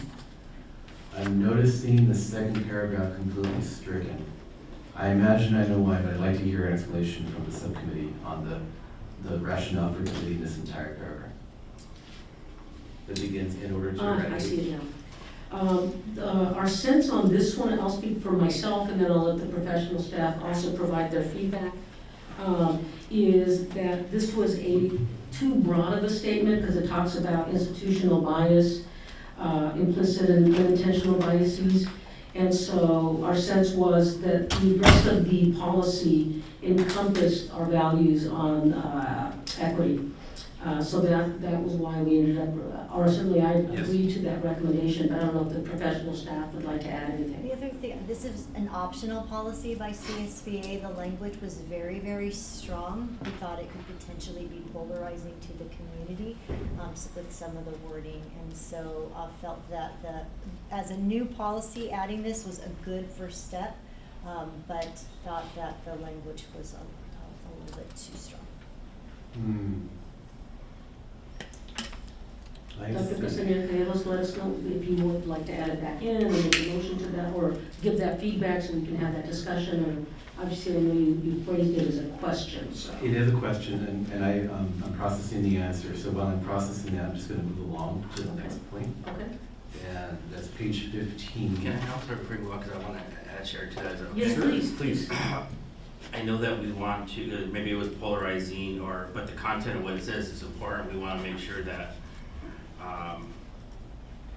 we don't want the community or anyone to think that we don't think these are our priorities, or this is not what we believe, because I definitely strongly believe in these. I understand the polarized, that could look differently, so maybe if there needs to be a softening of some of these words, or if it is truly embedded in the other language, it's important, but I do think that these are important things that we want to make sure that we do, or we're embedded in our philosophy, in our schools, and our beliefs of what we do. So that's just my thoughts. I think it's an important piece that I wouldn't want the community or parents or staff to think that we don't think that this is a priority in what we do here. Any other comments before I comment? Molly, you joined us, pardon me, Ms. Urtiaga, you joined us after we had extensive discussion as a board about DEI, and our board has twice reaffirmed that the whole phrase, not just diversity, not just inclusion, but equity is very important to all of us. And I think that as I looked at it, I thought that when I looked at the first paragraph, that really encompassed more the recognition of the concept of equity, that we all start in different places, and that obviously we recognize that. And that therefore our educational programs need to recognize that. And then when I looked at even crossing out the paragraph that's crossed out, I felt that the rest of it really did capture our commitment to equity. So I was comfortable with the staff's recommendation, because I also want to be sensitive to the fact that there are some who will weaponize our commitment to equity, and I didn't want to have that happen. But that's my perspective, and again, we're here to deliberate as a whole. Madam President. Yes, Mr. Lopez. I can see this paragraph it's almost duplicative as the rest, starting with one. It does talk about, race, ethnicities, cultural backgrounds, equity. There's already, again, it's kind of repeating the same thing. The softer sense is 1 through 9, so I'm okay in striking out that language.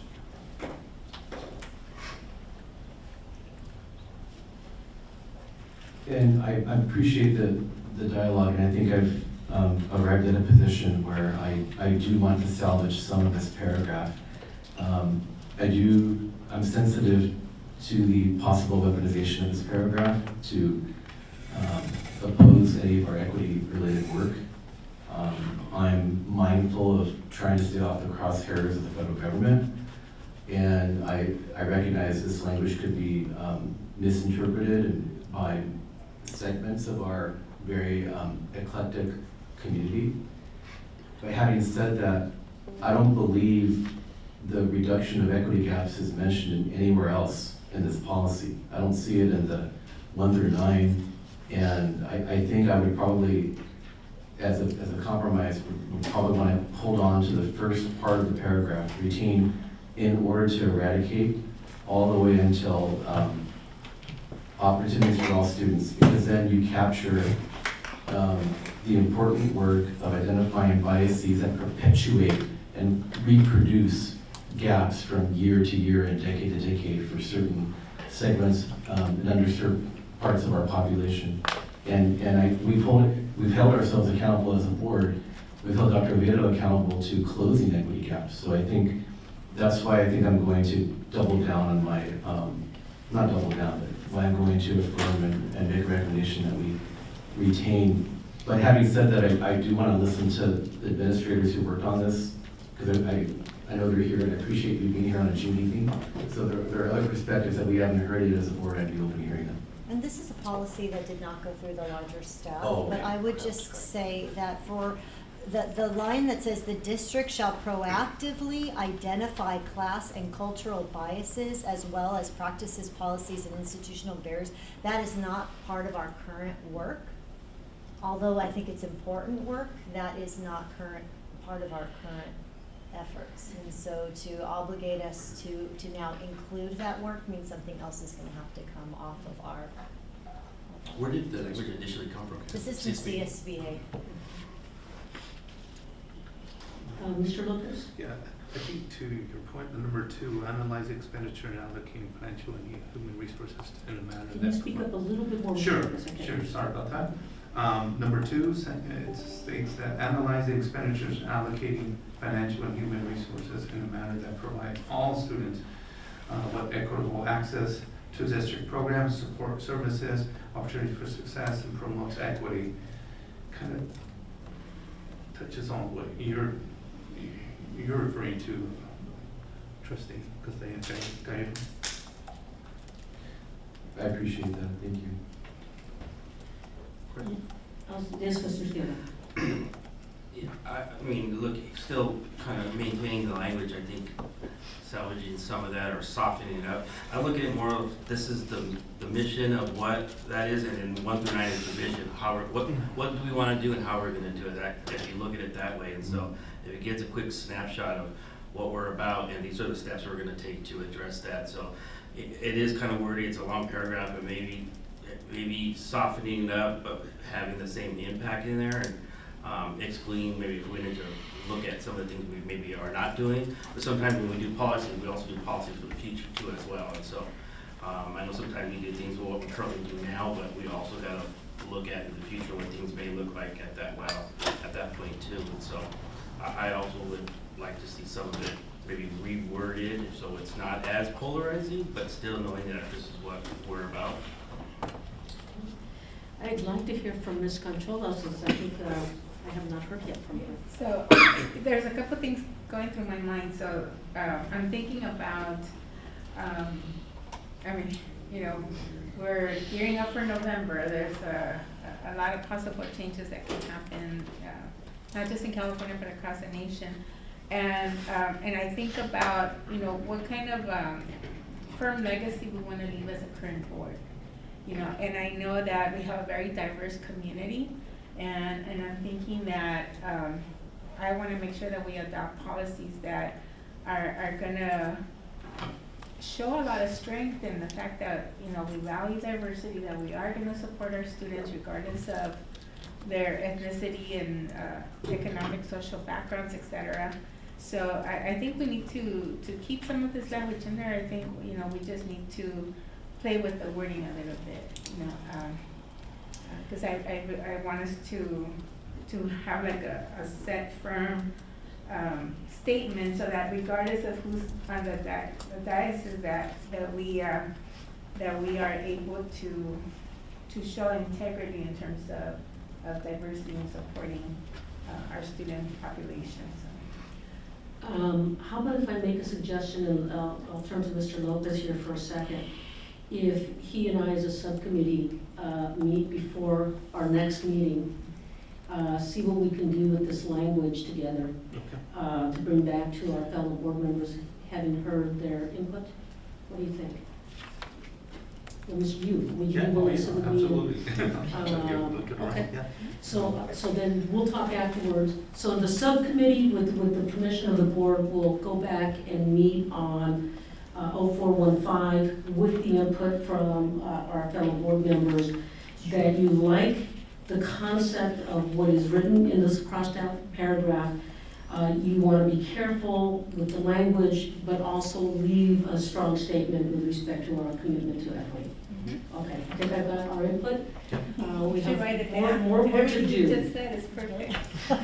Yes, but I was trying, you know, sometimes I sit here and the words come to me, but right now I actually think on this one I need to go back and do a little wordsmithing, but I think we can come up with something. Okay, so this one will hopefully be able to bring back at the meeting in 2 weeks. Thank you. Okay? Dr. Castaneda Calleros, any other? Just one more in the zeros, and that would take us to page 16. And I have a suggested edit, and it has to do with the factors that should be taken into account with the comprehensive school safety plan. I'm looking at maybe the halfway down the page, and right before option 1 ends, I'm wondering out loud, I'm not wedded to this, but I'm wondering if we should also take into account geography and political jurisdiction when writing a school safety plan, because where our school site is located would drive whether we're working with the county sheriffs or the Whittier PD or now the Santa Fe Springs PD, right? So I just want to be able to kind of reflect that reality. But if that's too specific, I'm open to your perspective as well. I have a perspective, but I want to give respect to my fellow board members. I mean, you could just say with the local or the local police services or whatever. I mean, you don't have to name it specifically, because there isn't going to be that confusion between the two, or the police service that has jurisdiction. Mr. Lopez, did you have anything to add? I think that's a perfect way to word it.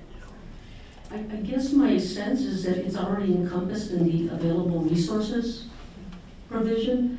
So the comprehensive school safety plan shall take into account the school staffing, available resources, and building design, as well as other factors unique to the site.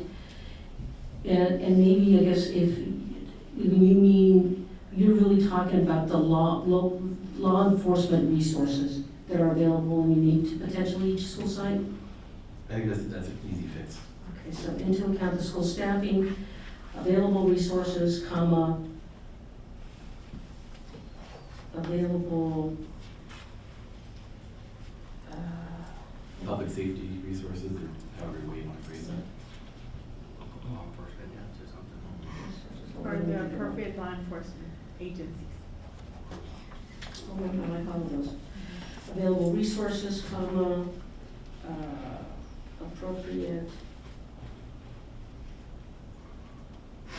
local law enforcement agencies.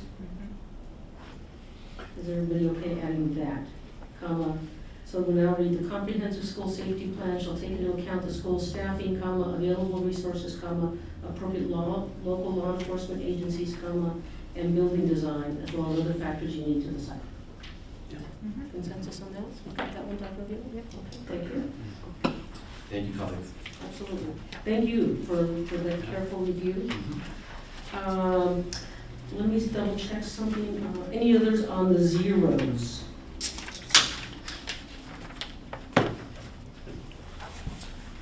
Okay, so then that will take us to the 1000s. Thank you. You fixed my laptop. Thank you so much. Dr. Vito, I just want to ask a quick question.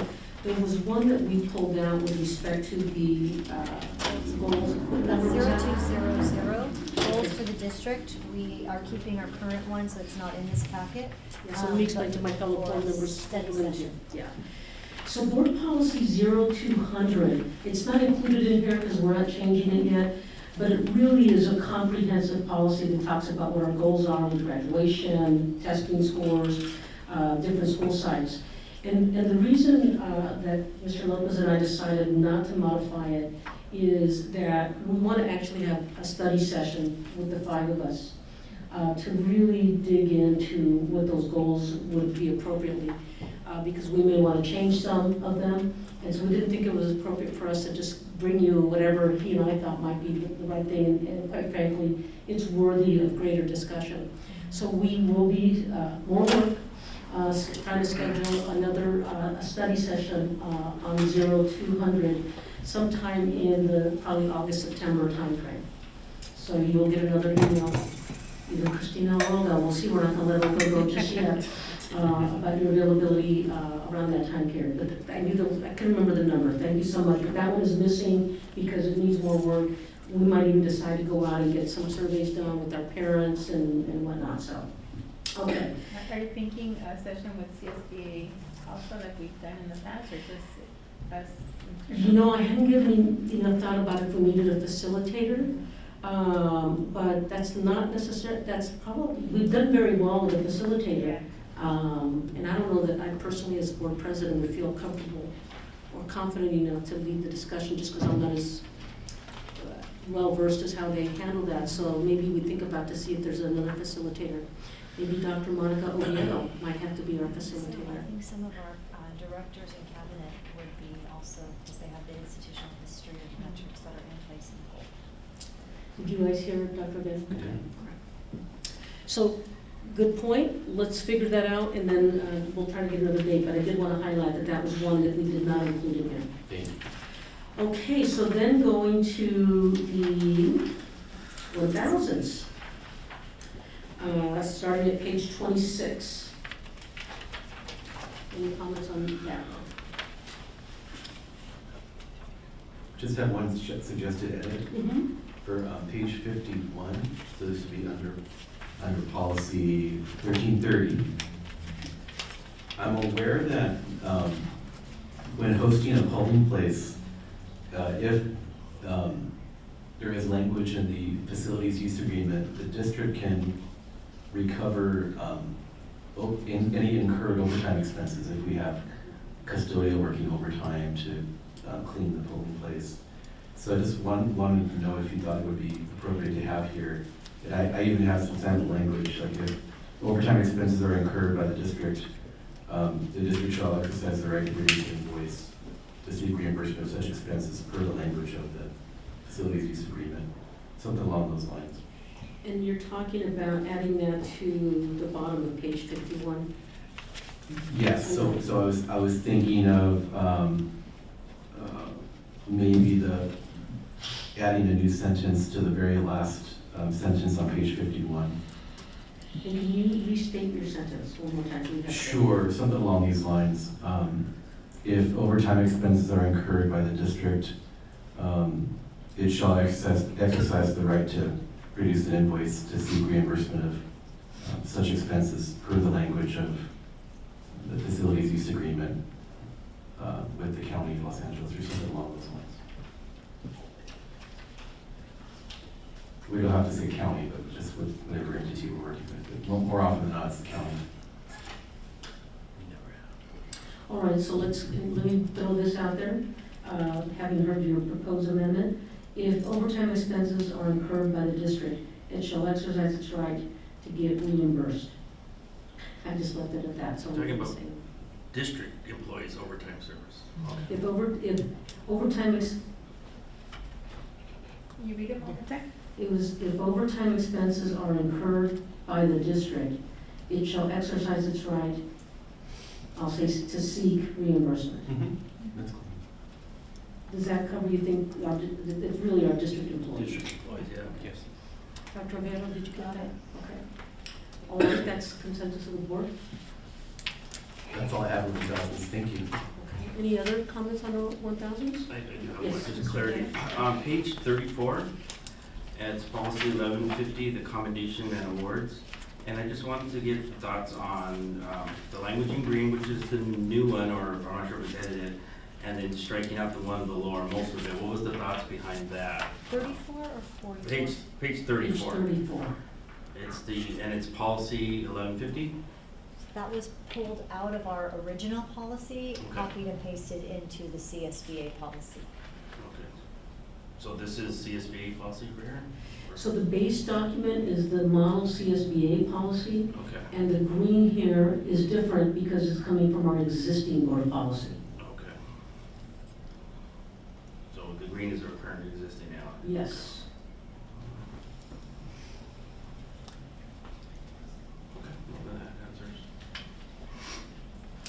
Okay, so then I do want to turn to the policy that's at the very end, which is the naming of a facility, board policy 7310. Was there anything in the 2000s? Oh, I skipped the dump. My apologies, the 2000s, I went too fast.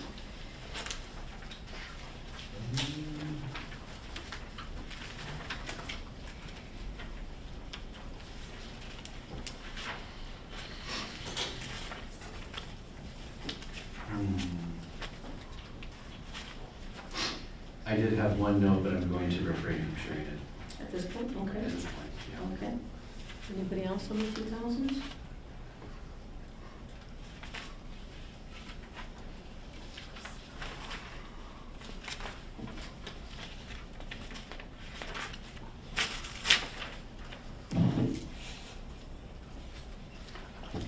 These obviously are important. It goes to our relationship with the superintendent's governance standards, the contract, and recruitment selection.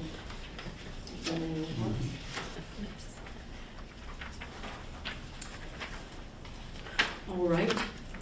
I'm going to now move to board policy 7310. So I forget what it was, 2 years ago, I think, we modified board policy 7310. We realized that we had been looking at a policy that also incorporated administrative regulations, and so we wanted to go back and take a look at this.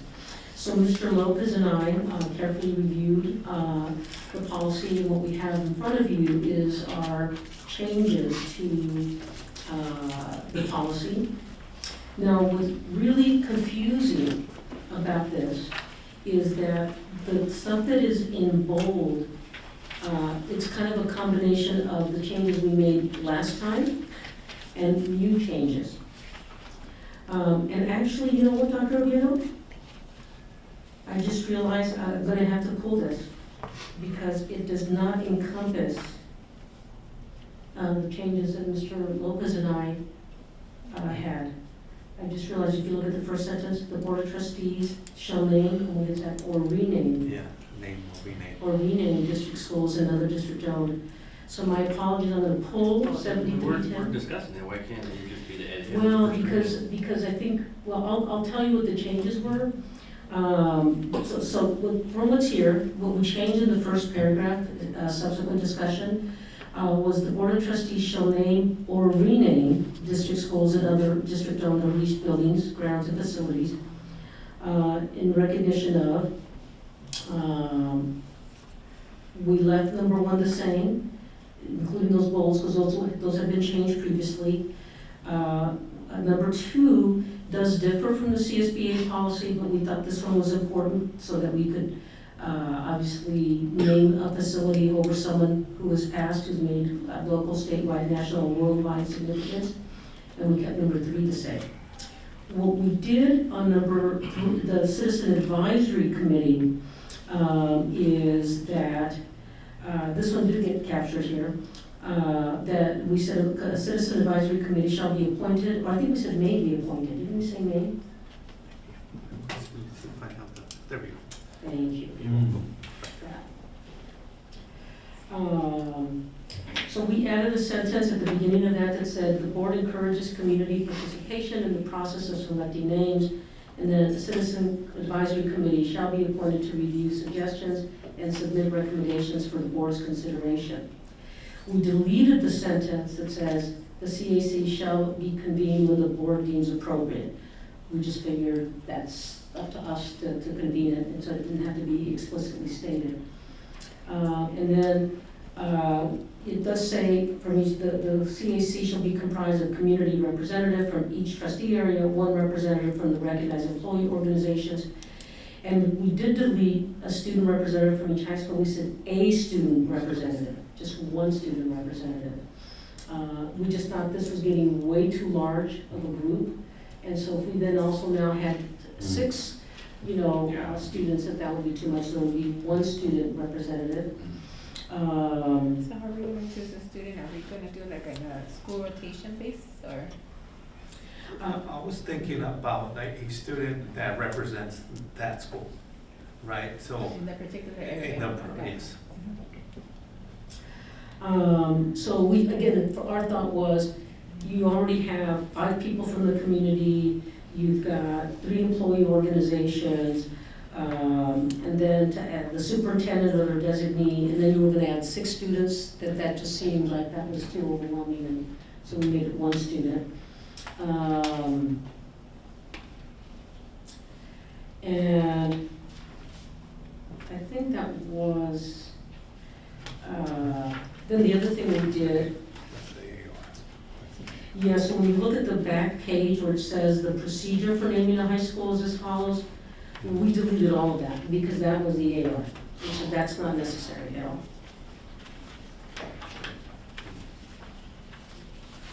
So that page and a half completely Correct. deleted. Exactly. And then we did leave in the memorials, we did have one other change. The board,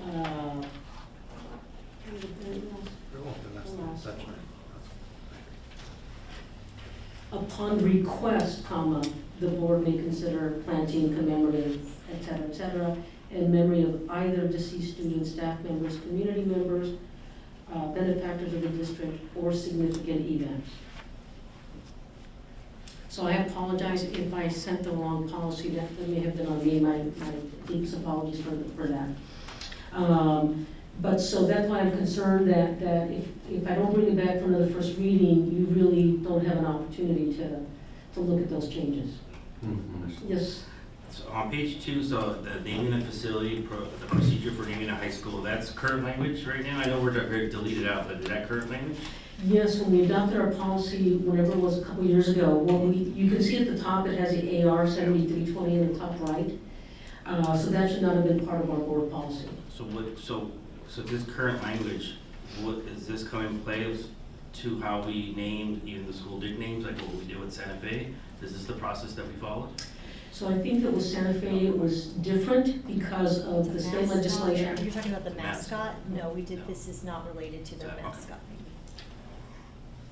But yeah, so we were deleting all that because it really was the AR. Once we adopt the policy, I expect our administration then to develop ARs that are consistent with the policy. So I am going to put it back for first reading. at the next meeting, and it should be easy because I have it. I sent the wrong one, it looks like. Okay. Well, we have another meeting coming up very soon, don't we? That's what I'm saying. Yeah.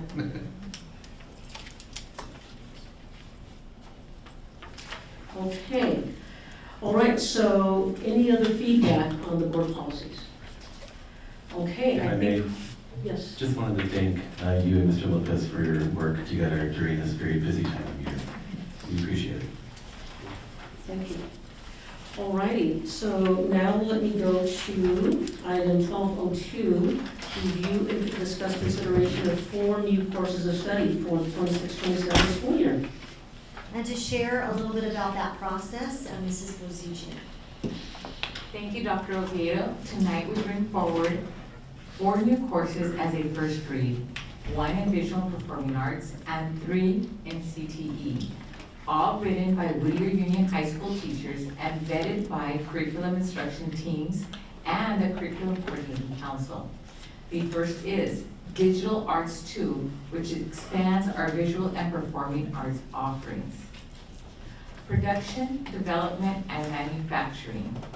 PDM 1, 2, and 3 support the transition of Santa Fe High School's California Partnership Academy from mechanical and architecture drafting to manufacturing and production development. This shift responds to declining enrollment in traditional drafting and growing regional demand of advanced manufacturing and robotics skills. Students will move from computer-aided design and digital fabrication through computer numerical control, milling, laser cutting, and collaborative robotics, and will partner with the Business Tech Academy to simulate a real-world company. This transition modernizes our career tech ed offerings, directly answering local economic needs, and provides students with a highly competitive, collaborative high school experience. It also helps us retain $81,000 in CPA grant funding, California Partnership funding. Following any questions, we respectfully request these courses be placed on the consent calendar for June 23rd. All right, fellow board members, any questions or comments? I have one question, if there's not any other. If I recall correctly from Kevin's presentation on the ROP program, there are those, I'll call it continuing technical education courses that are, I'll call it owned and run by the ROP. Those are ours. So this is solely with your union. Okay. Thank you. Any other comments? Okay. All right, now let's move to 1203, the public hearing on the 2026-2027 District Local Control Accountability Plan. Now, if I recall correctly, Russell, correct me, I get to like use my gavel and say, now open the hearing. This is kind of fun, actually. All right, I now convene the public hearing on the 26-27 District Local Control Accountability Plan and Budget. I'm going to give you a presentation during that hearing. I'm going to turn it over to Mr. Liggett. And then after he is done sharing with you, Mr. Jamero will include how the budget supports the LCAP. Before he starts, did we get any public comments? No.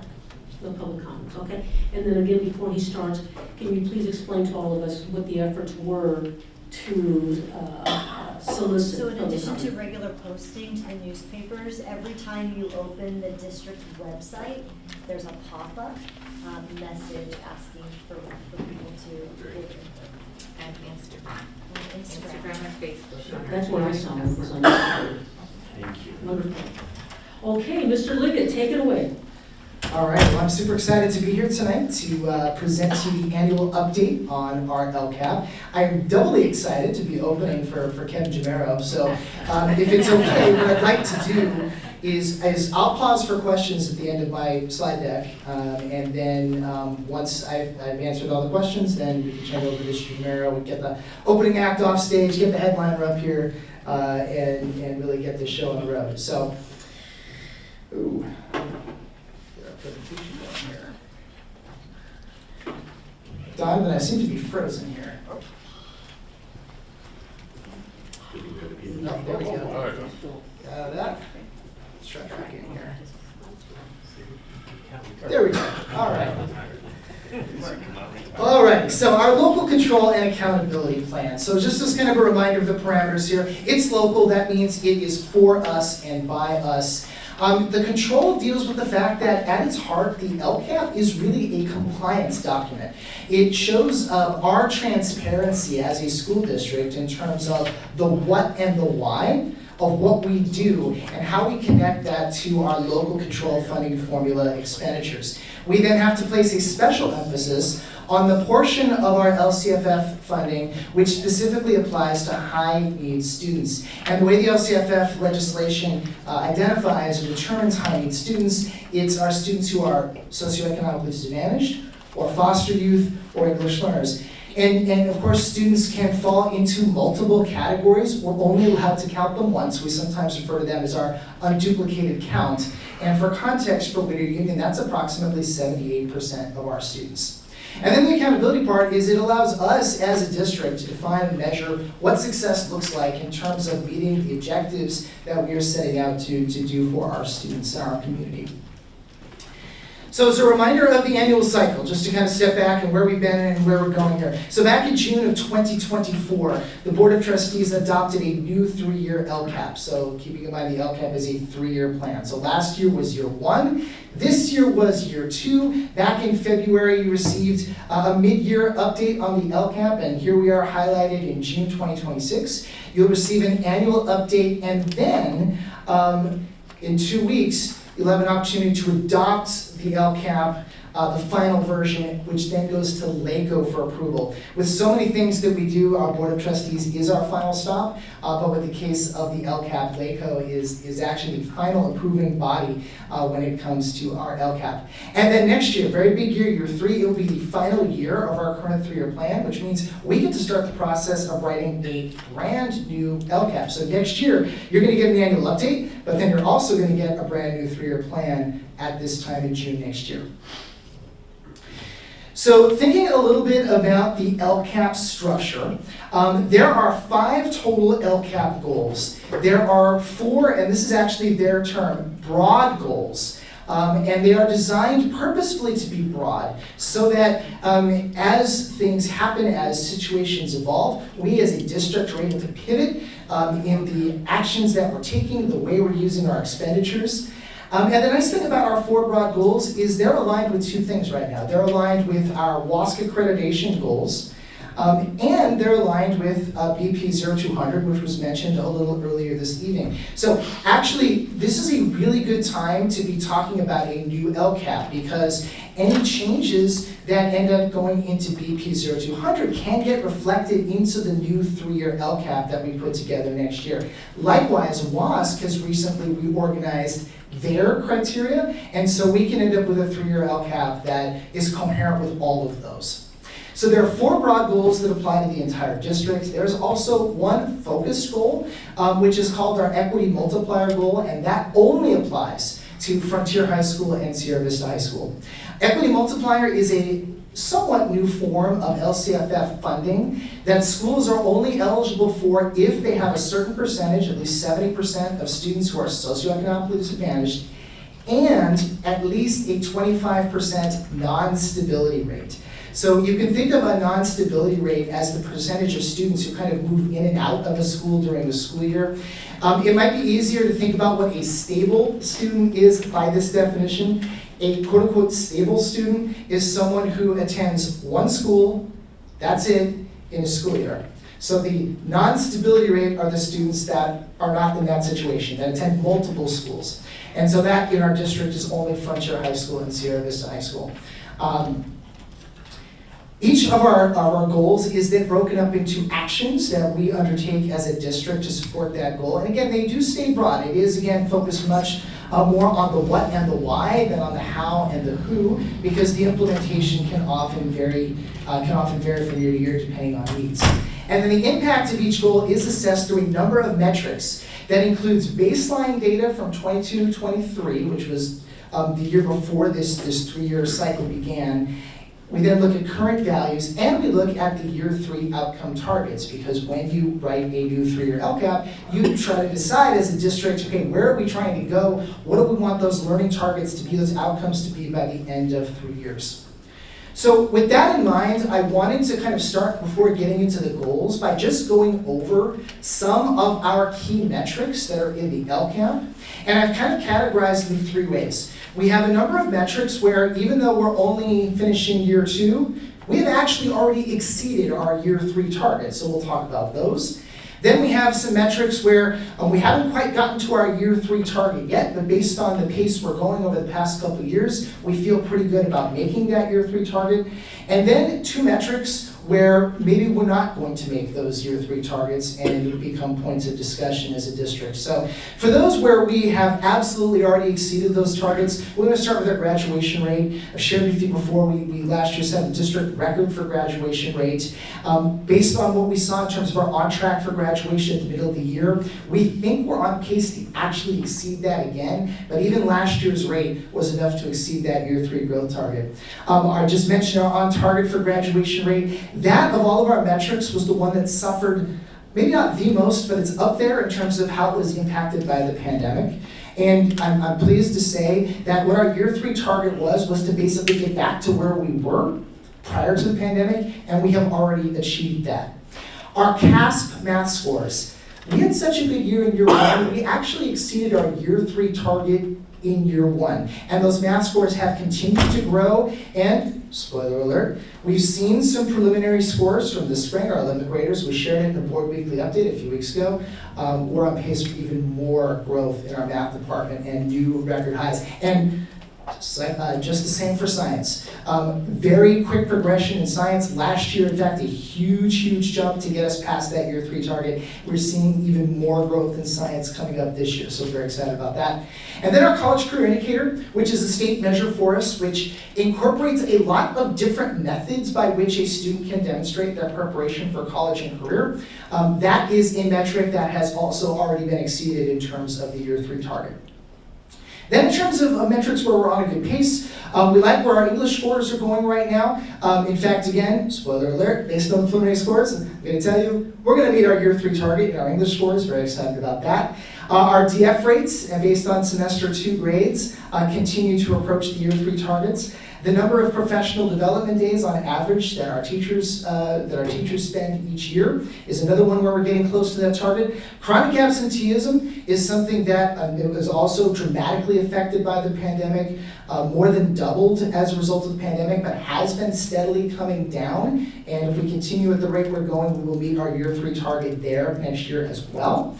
A through G completion, we're making incremental progress there and are approaching our year 3 target. And our suspension rate is also something that is coming down. And again, if we continue on pace, and we've already actually got a pretty good idea of what our suspension rate is going to be for this year. And I'm confident that in fact we will have met our year 3 target there as well.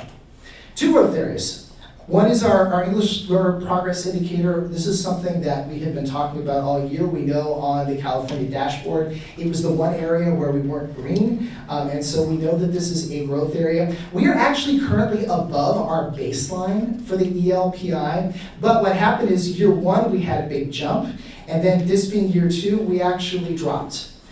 And unfortunately, based on our preliminary LPAC scores that we got from the spring, we are projecting another drop there. And so this is an area where we likely will not meet our year 3 growth target. Another one is our CTE pathway completion. That one actually has slowly increased over the time period that this plan has been in effect. However, based on the progress we've been making, the trends there, probably not going to quite get to our year 3 target there as well either. So when we focus then on the actual structure of the document and the goals, the first goal is organization. And this really is sort of the backbone, the foundation of everything we do. When you look at the key actions under organization, it's our base staffing, our people. So that's A great majority of our certificated staff, it's our classified staff, it's administrators. We have our academic counselors accounted for here under Goal 1. We also, under Goal 1, reflect our district's commitment to class size reduction, as well as to professional learning for all staff members. Projected expenditures for each of these lines, the percentage reflects, if you think about the 5 goals, what this 76% means is if you take the total expenditures between the 5 goals, Goal 1, this $113 million, represents 76% of the expenditures. And again, I think that reflects Whittier Union's values of prioritizing our people. And so I think that's a good number to look at there. One proposed change we're recommending under Goal 1. For many years, the action for professional learning under Goal 1 was specifically phrased as teacher professional learning. What we are recommending is to simply remove the word teacher, so that it is professional learning, and therefore honors our district's commitment to the professional learning of all staff members. Goal 2, curriculum and instruction, what we teach and how we teach it. So a lot of our key actions here are our textbooks, our instructional materials, instructional technology, both hardware and software, both devices for student use, for staff use, but also apps that students and staff use to enhance the instructional experience. Our intervention classes, which are keys to helping grow some of those metrics that we're very proud of a couple of slides previously in terms of our student success. Our academic mentors, those are student peer mentors, typically upperclassmen who are embedded in either intervention classes or freshman level classes to provide additional support to students and those teachers. As our support to all of our college and career pathways, that includes our CT pathways, it includes our college readiness programs, such as AVID and Puente, and also our support of a VAPA lead position. This represents approximately 16% of the expenditures out of our 5 goals. The one proposed change we're going to recommend here is rather than having an action called VAPA lead, a VAPA lead is a singular person. And one of the downsides of having an LCAP action that is connected to a singular person is that ultimately we want to evaluate whether the action is effective. And if it comes down to a singular person, that can almost be more of an evaluation of the person rather than the action. So we think about what our VAPA lead is trying to do, and that's trying to expand student access to VAPA pathways so that students who are interested in multiple years of visual and performing arts can have access, along with the support of our partner districts who often build those students up before they even get to us. And so we're recommending a change from VAPA lead to VAPA pathways. Another change that we're making here is when we consider all of the various intervention classes that we do for students, we have been experimenting for a number of years now with co-taught classes. So students, classes that are comprised of both general education and special education students, but with 2 teachers in the room. A general education teacher who sort of acts as the content area specialist, and the special education teacher who acts kind of as the differentiation specialist, who are really acting to support all of the students in the room and working together. It's not like a teacher and assistant. These are 2 teachers working together to provide really good differentiated instruction for students. We've already seen some really promising results in our co-taught classes. In fact, we're finding that both populations, our general education students and our students with IEPs, are benefiting from co-taught classes. And so we want to affirm that as part of the intervention programs that we offer in Whittier Union. Goal 3, it's my favorite goal, and not because it's my job title, but because assessment and accountability, the work that gets done here is really one of the most essential components of our district's success for the past 25 years. When we talk about the Whatever It Takes initiative, a lot of it is right embedded in goal number 3. So that's the common assessment work that is ingrained very deeply in our district, where teachers who are teaching the same subjects come together to decide what students should learn and how they should be assessed. They developed common assessments, which are then given at the same time. The students' data is collected, and then teachers get together, both at their sites and site teams, but also at the district level in district teams, to analyze those assessment results. And really they're looking for 3 things. They're looking for areas on those assessments that students didn't do well in, because then that helps tell the teachers, okay, this is what we need to teach again, and maybe in a different way, because the students didn't really get it the first time. It helps them identify students who might need additional intervention based on their scores. And then it also helps identify best instructional practices. If teacher A's test scores are off the chain and teacher B's test scores aren't quite as good, it really leads to some awesome natural conversations. And I'm going to tell you, at first, they're kind of uncomfortable, but we've been doing it for so long in our district that it's just very natural to what we do. So that's some really, really important work there. This also includes our intervention specialists. Those are teachers who granted multiple periods of release at each site to support that intervention work. Our course leads who lead that common assessment work. And then because it's under the assessment umbrella, this also incorporates our commitment to helping students take the PSAT, and also subsidizing the cost of AP exams. And even though I talk about this as being one of the most important things we do, it also speaks to how lean this particular goal is, only accounting for 1.6% of our expenditures. Because when it comes to professional development, so much of it is internal. We're not hiring consultants, we're not going outside, we're leaning on the expertise in the room. And in Goal 3, we're not proposing any changes at this time. Goal 4, student culture and school culture and student support. Key actions here include services provided by our district categorical office, which focuses on family engagement, particularly for our multilingual learners, as well as their support at a district level. Our Site Horizons offices that also focus on multilingual learners, as well as supporting our students through the college application process, the financial aid application process, a very multi-pronged approach that happens at the Site Horizons offices. We also have intervention counselors in addition to our standard academic counselors. They carry a caseload, but often it's a smaller caseload, a more focused and intentional caseload of students that may need similar supports. And then our student well-being program, which includes site-based resources such as site social workers, district-wide resources such as our district-wide social workers, as well as a lot of contracted services that we employ for the benefit of our students. And that's looking at about 6% of our LCAP expenditures in Goal 4. And again, Goal 4, like Goal 3, we're not proposing any changes at this time. Lastly, Goal 5, Equity Multiplier. Again, this is applying specifically to Frontier and Sierra Vista. What makes the Equity Multiplier goal a little bit different, remember how I said the LCAP was a 3-year plan? Most of our goals are 3-year goals. The way the legislature and the state board set this up, the Equity Multiplier goal is actually a 1-year goal. And you have to base the goal on where school sites were red on the California school dashboard. So for Frontier High School, we have the ELPI, we have suspension rates, and the college career indicator as areas where we'd like to move out of red for that school. But for Sierra Vista, they didn't have a single red in the dashboard, which meant they actually got to pick their goal, and they wanted to focus on graduation, and they wanted to focus on college career readiness. And so that's why you'll see those reflected for Sierra Vista High School.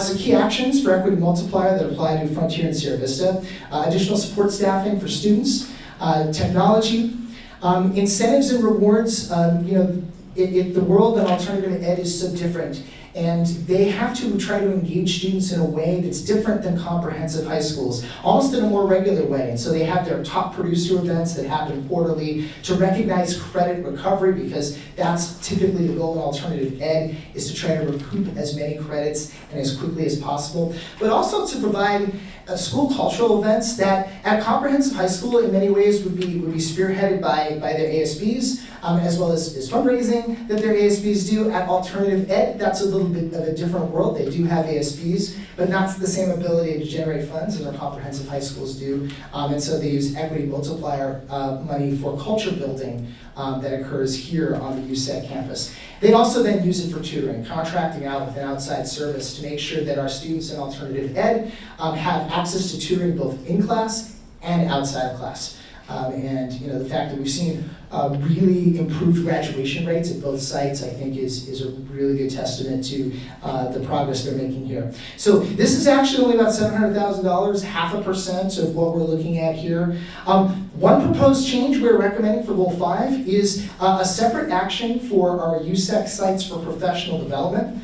A lot of our professional development that we do, being internal, it does tend to favor the work that happens at the comprehensive sites. Sometimes there are professional learning needs that are more unique to alternative ed, and by putting this action under our equity multiplier goal, it would allow us to leverage those equity multiplier funds to support those professional development needs to support our alternative education sites. That actually takes me to the end of the presentation. I would be happy to take any questions. Mr. Liddy, thank you so much. Really appreciate you for simplifying the outcomes, the goals, the modifications. That really was very easy to follow. Let me turn to my fellow board members. Any questions on the LCAP presentation? Mr. Whittier. Thank you for sharing this presentation. It was helpful, especially with me being newer, to see where the district is focusing their attention. Question on goal 2. Sure. You had mentioned the co-teaching model. Correct. Now training, I've learned this from experience, training of how a general ed teacher works with a special ed teacher is also impactful too, because sometimes it's not just put them in a room and learn how to blend together. So is that going to be training part of how they work together? Correct. So there's been a lot of professional development on that, and it's been a kind of a mix of internal and external. You're absolutely right. Co-teaching is a relationship. You can't just put 2 teachers together and expect everything to work. It does take time. It does become, like you said, the glorified instructional aid or support, or a junior and a senior. It just, yeah. Absolutely, and it's not going to have the same impact. So what we have done on a regular basis is provide time for our co-teaching pairs to work together at the district office with the support of our special education department to really give them time to build that relationship. But we've also sent teams out to other school sites and other school districts that have already implemented successful co-teaching models so that they can learn more about what those sites have done, both what's worked and maybe what hasn't worked, to try to inform their practices. Well, I'm glad that the district's thinking that, and I know it's a great model, but they're set up, and I'm glad that we're looking at doing that or continuing to build upon that. Absolutely. And then the last question is goal 4. Sure. I know you had what was talked about, that we definitely hit a lot of our goals and everything that we did here. That's great. You did mention some of them that we still need to some work, some progress. Correct. EL was one of them. Correct. And goal 4, there's no proposed changes, so I'm taking, are there going to be a restructure of the format of what we're doing, or funding? Funding hasn't changed, so sometimes, what was the thought on that? Yeah, so it's a good question there. So thinking about the LCAP as being that 20,000 foot level document focusing on kind of the what and the why.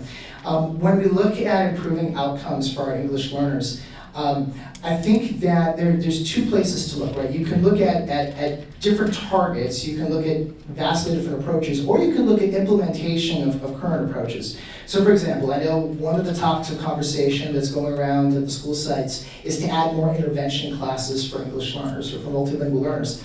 We already have an LCAP action on intervention classes, right? So it's not something that we necessarily need to add.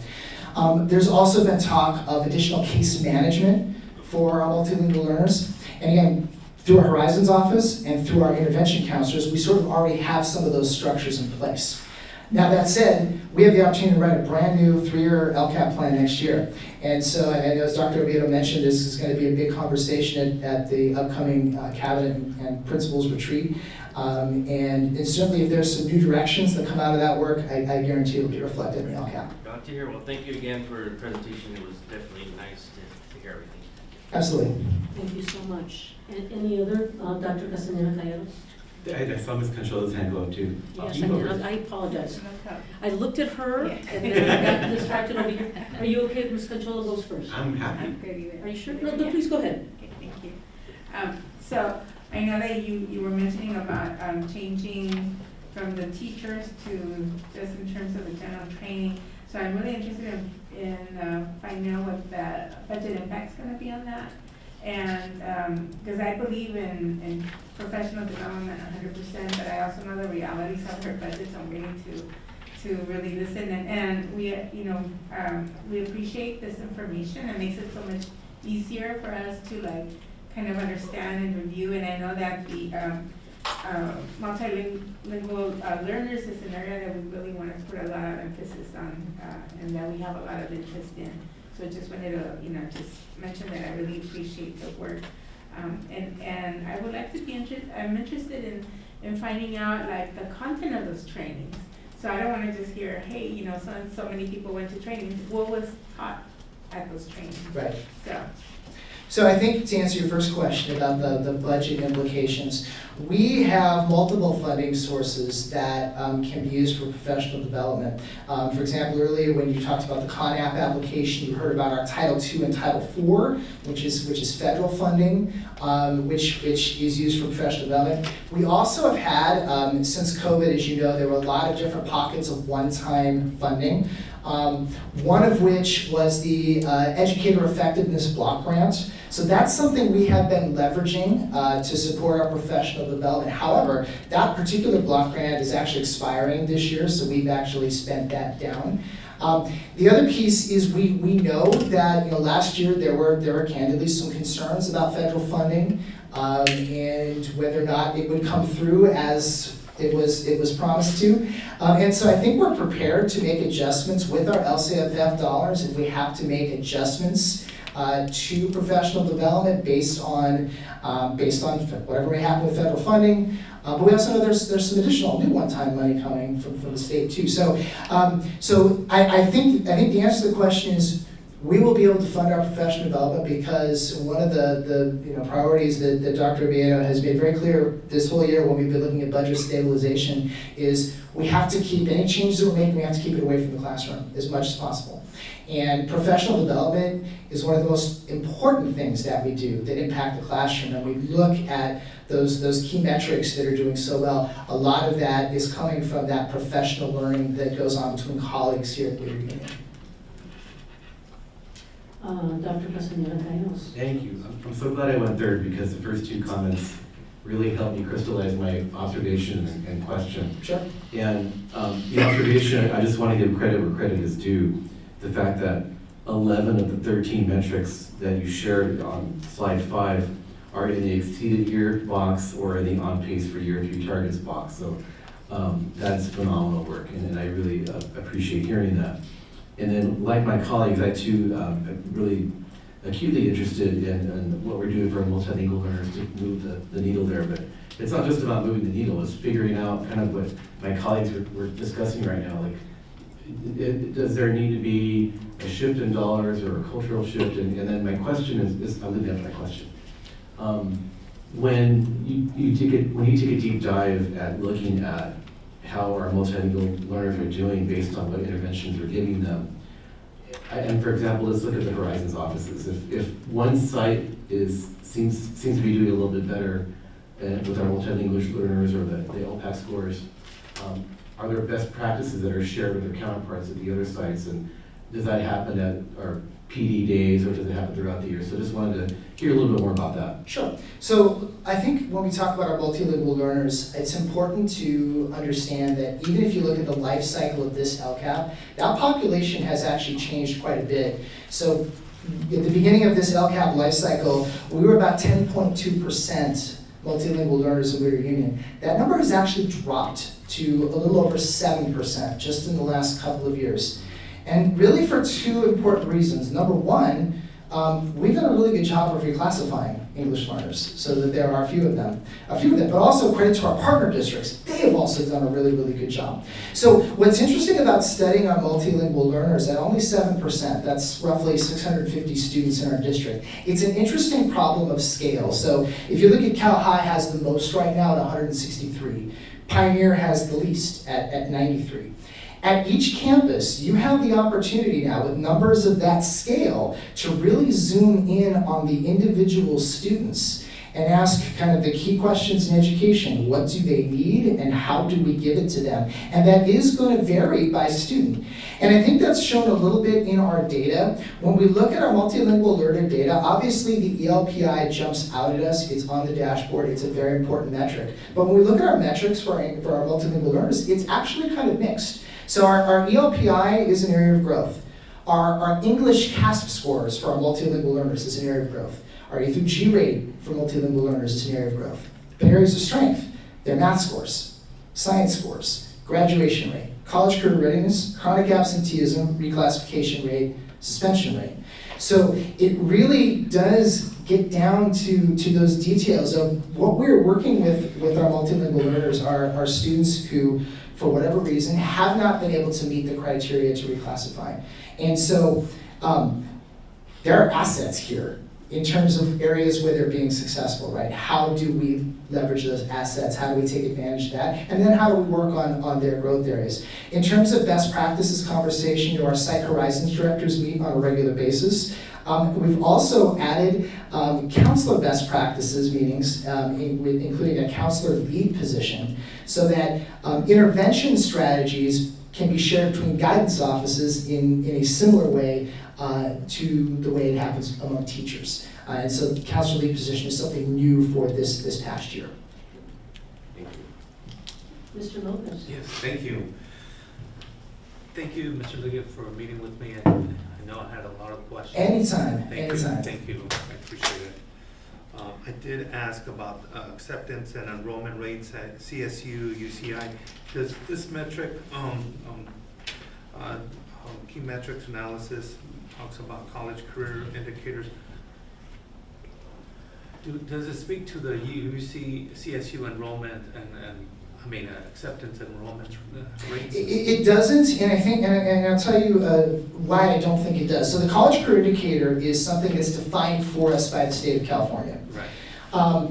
They measure college readiness in a couple of different ways, and students can meet this in a couple of different ways. With their CASP scores in English and math, with AP scores, advanced placement scores, and tests, with being A through G. Those are all different measures that can go into students demonstrating college career readiness. The challenge, I think, with incorporating college admission statistics is ultimately that's something that we don't have control over, neither does the state. So if the CSUs decide for financial reasons they have to admit fewer students, that would hurt everybody's acceptance rates and be a measure beyond our control.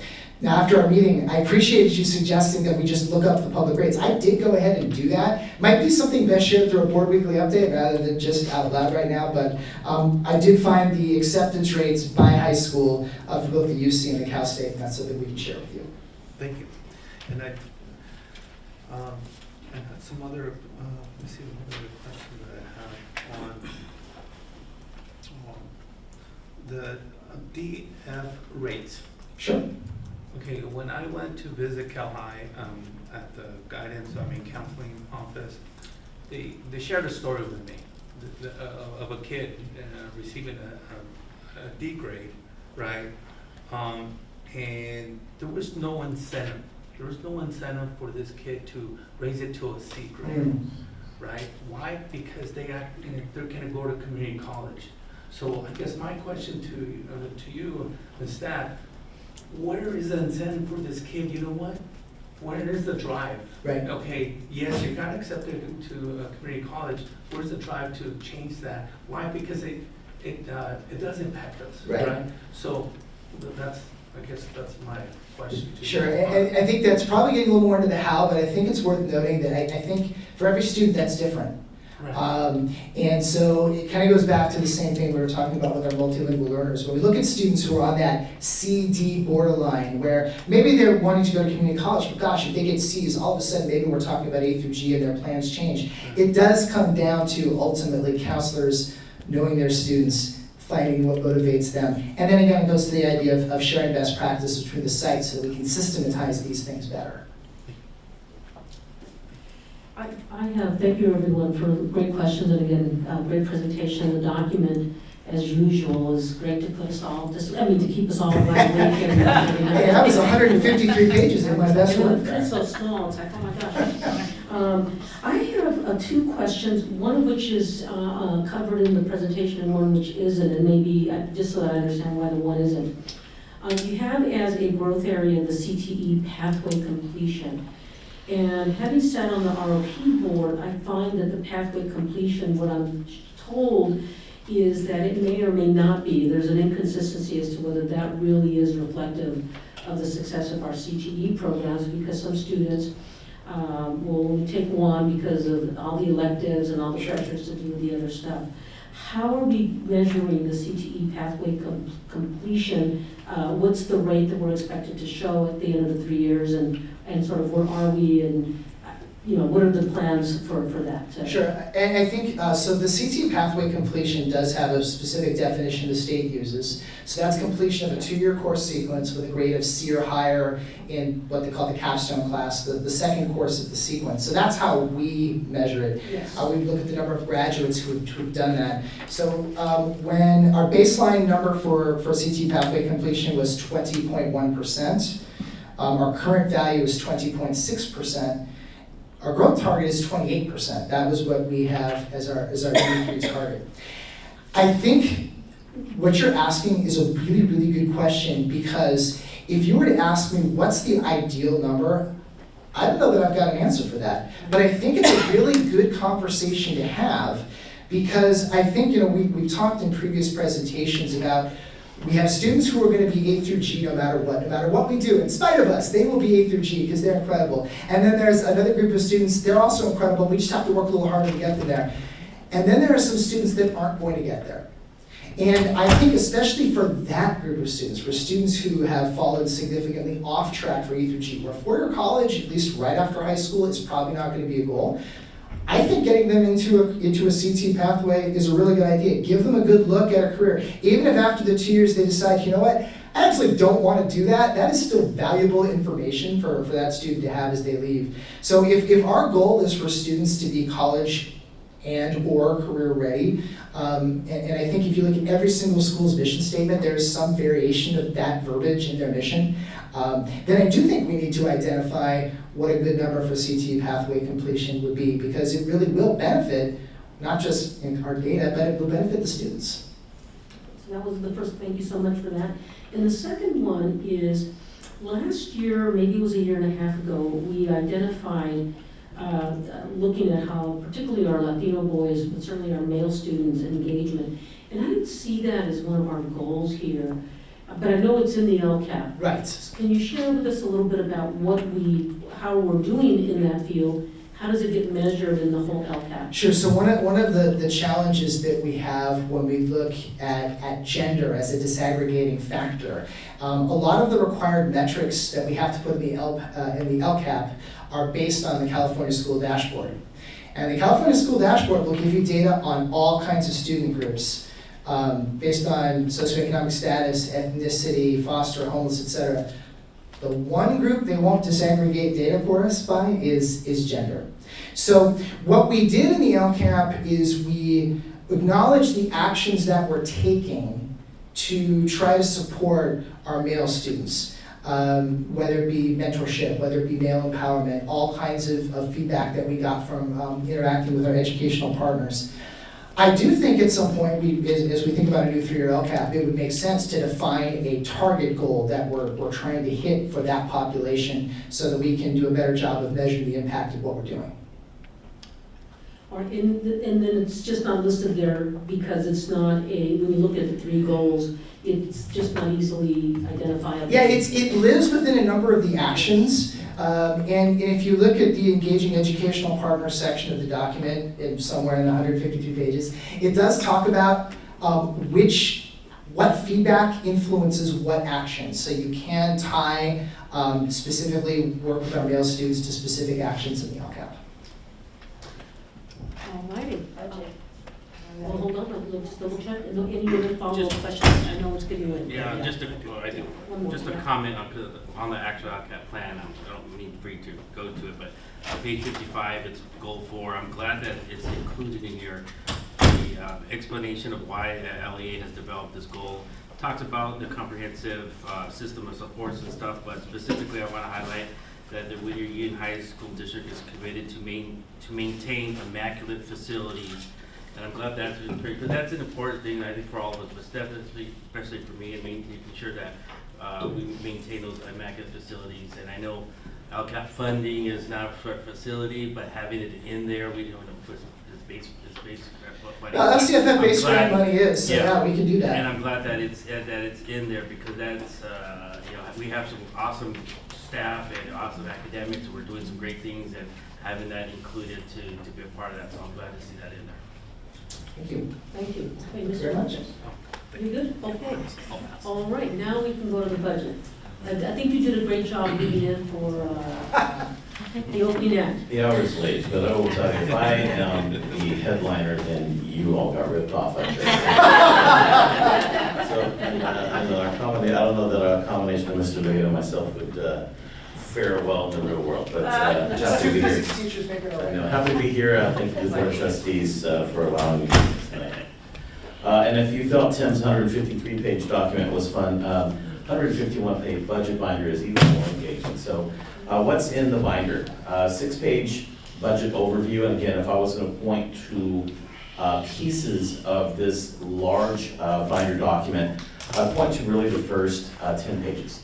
First 10 pages will assume or explain all of our budget assumptions and kind of the outlook over the next 3-year budget cycle for us.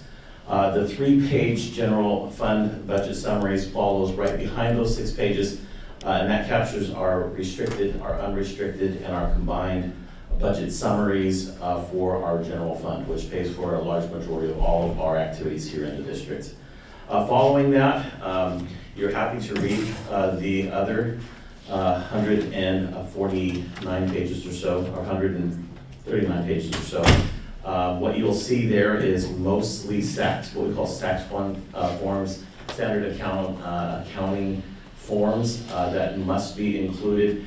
They outline all of the other district funds. We maintain 10 other funds, as well as the required county forms that we must respond to submit to the county following each budget adoption or budget update.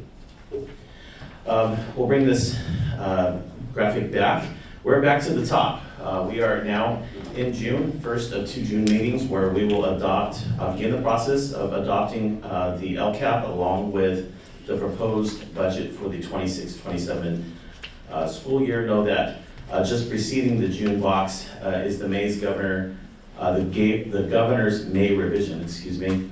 Ultimately, the May revision changes all of our budget assumptions, and then this particular budget proposal reflects the latest from the governor's office in anticipation of the adoption by the state later this month. I will go quickly because the hour is late. General fund budget assumptions, I'll point out just a few things. This year, 26-27, what's changed in the May revision, added the addition of what is being called a super COLA.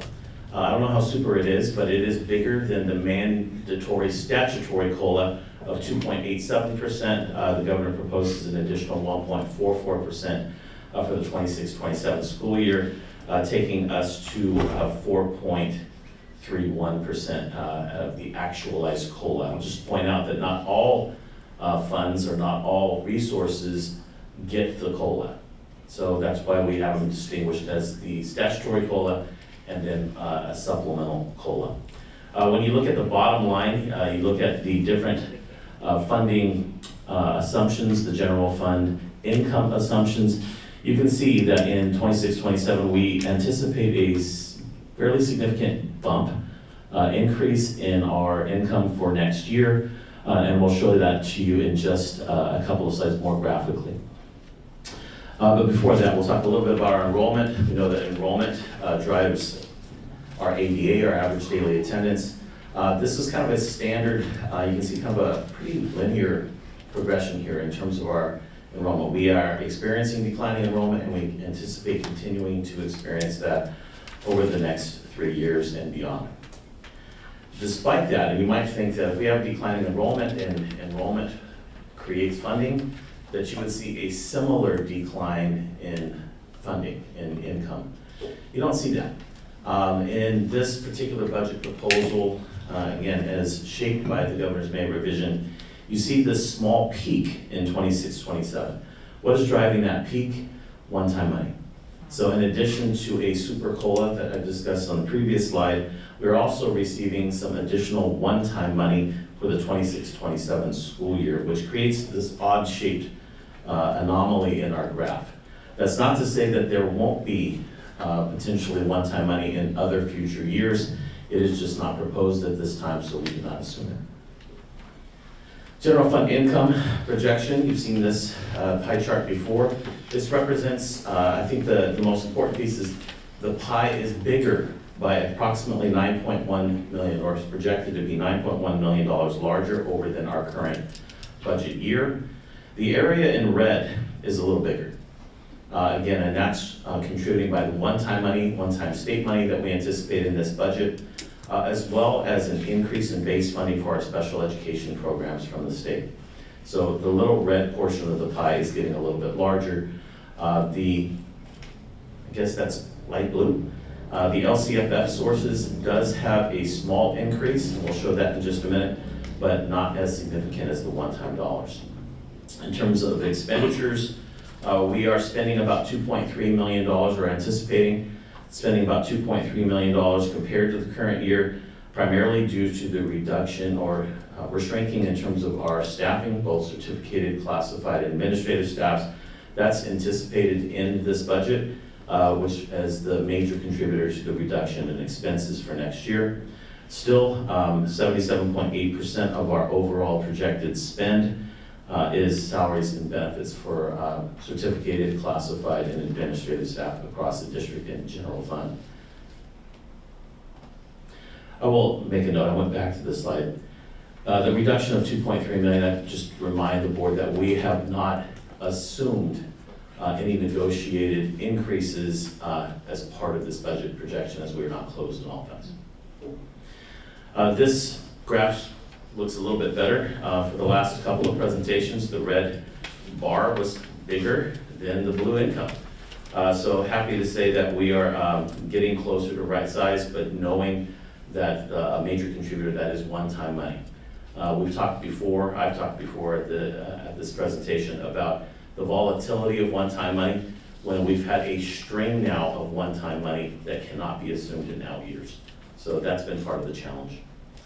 Some significant changes when I look from current year to next year, what we anticipate, and again with the caveat that this all assumes that the state does adopt something that looks like what the governor proposed in May. We know that there are sometimes changes over this month before that budget is formally adopted and ratified. But what it looks like for us at this point is about $9.1 million in additional income, again, primarily driven by one-time money, and then some small increases to our LCFF dollars. The two bullets in red are kind of factors that are actually hurting our income. Right, declining enrollment, anticipating about 287 fewer students or fewer ADA for next year. We're also not assuming $2 million in local revenue that we did receive in the current year. We're not assuming to get it next year. So what was that $2 million? A couple of sources. One, if we recall, we received a sizable donation from the Renee Boucher Trust that was donated to Whittier High School this year, about $500,000. So that's not assumed to be received next year. In addition, CalShape, although it is recognized as a state program, it is actually recorded in local revenue. CalShape was a grant that we received this year to support our HVAC and internal CO2 sensors and interior LED lighting program. That's not assumed for next year. So between those two, we're not assuming to have the same income for those particular sources.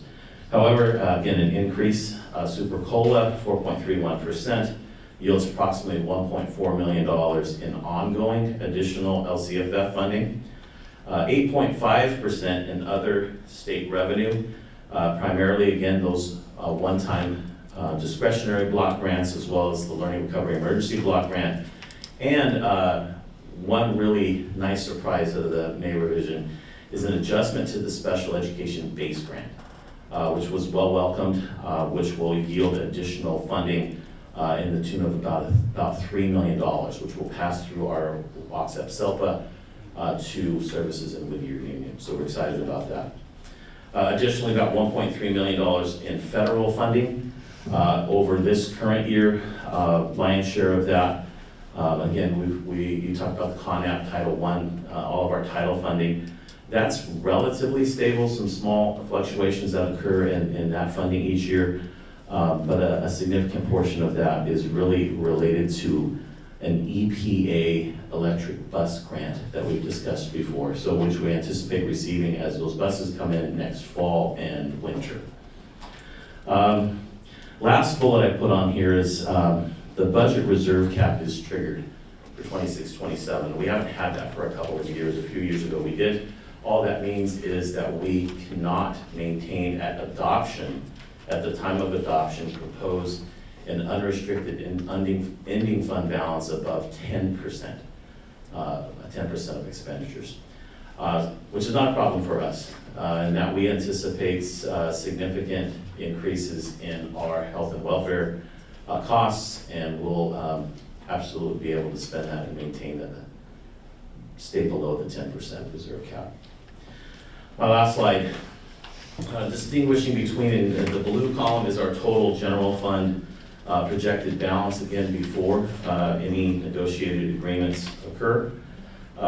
Unrestricted, again, this is the portion that's not tied to that one-time block grants. This is our unrestricted, primarily LCFF-driven unrestricted balance. We see there, we do still see declining balances as we project from current year out over the next 3 fiscal years.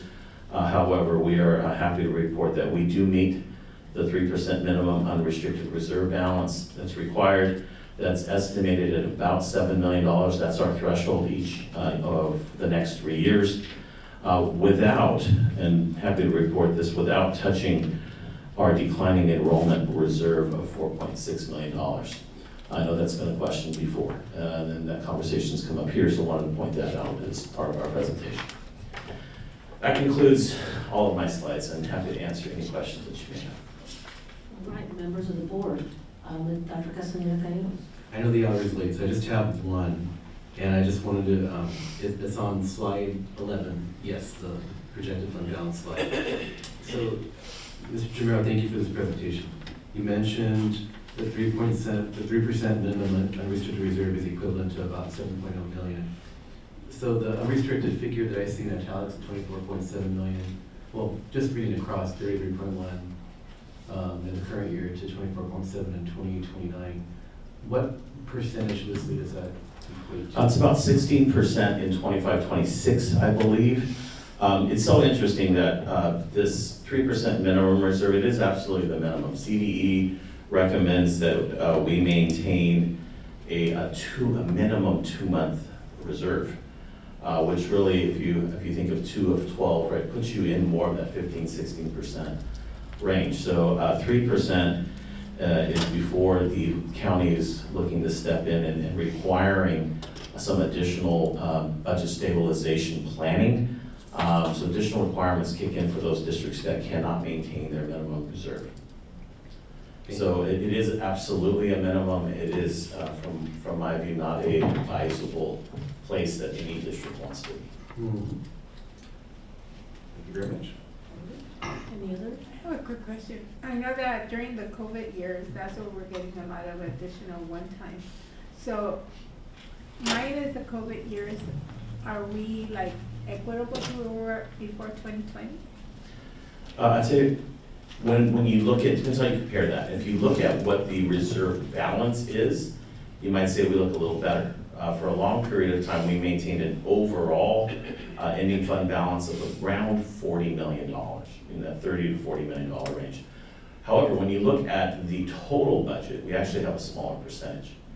So our reserves ballooned to as high as $70 million during that post-COVID era, where we had additional, not just state one-time money, but lots of federal one-time money as well. Put that to use to help students to recover, if we recall, reduce staffing, our increased staffing to reduce student ratios, to be able to lower class sizes, to be able to provide additional intervention as well as social distancing early on. And we had a period of time where we went through supplemental staffing and arrangements, expanded additional opportunities for students to do credit recovery. So the answer was that I felt actually prior to the pandemic, we were more stable in terms of our reserves. And the reason for that was we didn't have this funding. Governor Brown was in office, LCFF was relatively new, and he strongly believed in local control and funneled all new dollars through the LCFF program. Now we're kind of heading back away from LCFF, and the pendulum is swinging towards more categorical one-time monies. And so the instability of, are we going to get one-time money and how much?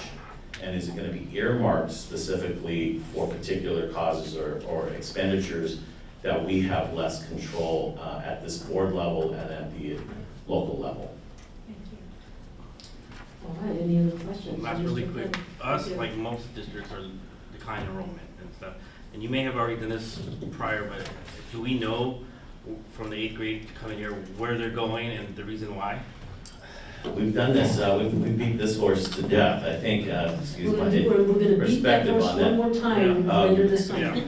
We continue to look. Yeah, and if it's comprehensive, if it's a lot, if you've done a presentation, you could just We email can it send to you me, that yeah. declining Just enrollment on that. presentation. We have, and yes, we are, we retain most of our students. In fact, each year, we're right about 100% of the 8th graders matriculate to the 9th grade. I will say there were some years when we used to get about 104 to 109% of the 8th grade count. Then we've had some years where we've been lower than 100%. So, but we hover, we pretty much right now in the last 2 or 3 years maintain right around 100% of the 8th grade enrollment. However, we do know students choose to go elsewhere. We have students that choose to come here as well. Mr. Lopez. Thank you, Madam President. Can you talk a little bit about SELPA? Is that the way? That's reference to WACSEP, SELPA Special Education Local Plan Area. Okay. So WACSEP is truly a JPA that serves not just Whittier Union, but all of our partner elementaries and El Rancho as well. So we are supported, and it's a cooperative approach to providing special education services to the area. Funding comes through WACSEP, right, to Whittier Union. We serve as the administrative unit for WACSEP, which means we are involved in supporting the finances and the budgeting for WACSEP. However, WACSEP is governed by JPB, the Joint Powers Board, which consists of our area superintendents. So the SELPA, right? SELPA. So is it in a sort of the equivalent of pretzel over there or similar? It is, I'd say, significantly different in that it is a JPA governed by representatives from each of the member districts. More like a structure like ROP is a JPA. Right. The SELPA works as a JPA. Thank you. So. All right, anything else? Okay, thank you so much, Mr. Jamero. And then I think I get to use my gavel one more time, is that correct? Yes. All right, the hearing on the LCAP and the budget is now closed. Let me now move to item number 1301. Consider approval of amendment to the master agreement between the Whittier Adult Teachers Association and the Whittier Union High School District, pending AB 1200 approval by LACO. May I get a motion, please? So moved. Moved by Dr. Castaneda Calleros. Second. Second, I'll give it to Mr. Urquiaga this time. All right, any comments? All right, I forget where there's to get there. He is, Mr. Renteria. Thank you so much. We really appreciate our partnership with you and your members and all the incredible hard work, and especially since I was able to do the graduation this year, seeing all of the adult students graduating and their incredible stories of motivation, perseverance. Thank you for all that you and your members do for our students. All right, without further ado then, all in favor say aye. Aye. Aye. Any opposed? None? Motion passes 5-0. Congratulations. Yes, thank you. All right, let's go to 1302. Consider approval of the 26-27 CIF application for new multi-school membership status. And to share a little bit about this, I've asked Ms. Fitzgerald, our CIF representative. Yes, please. We're super excited about this. Yeah, so good evening. This application will allow student athletes to enroll in Sierra Vista Independent Studies program while maintaining full eligibility to complete in athletics at one of our comprehensive high schools. It'll give students some flexibility to manage some of our athletes who might be traveling quite a bit throughout the year for competition, so manage that demanding travel schedule without sacrificing academic progress or athletic participation. So following pending any questions, the district respectfully requests approval of the CAF section multi-school use application. Alrighty, I have just one quick question. Is this new? I don't recall approving this previously. This is new for us. It's become quite common in many districts, and so what we've seen is sometimes we might lose some students because we don't have this flexibility and agreement. Our district will go to another district where they can participate. So this will help maintain students that we have, might even attract some students to us. But it's very helpful, especially for some of our athletes who play some unique sports where it involves a lot of travel, like golf and things like that, where they're traveling out of state, potentially out of country. Yep, Mr. A lot of districts in the entertainment world have something similar to this where their students are like actors or they're away from school and they allow for stuff like this, so definitely. Awesome, all right. If no further questions or comments. I have a quick question. Yes. So in terms of insurance liability, like, so is there homeschool that's responsible or the home district? Yeah, the liability of them traveling is separate, that's their independent part of it. But what it does allow is that students will be enrolled at Sierra Vista, but then they'll be competing under the umbrella of one of our schools. So they'll be enrolled in an athletic course at one of our district schools. So say for instance, if it's a golf situation, they'll be able to complete their courses, but still be participating with our team.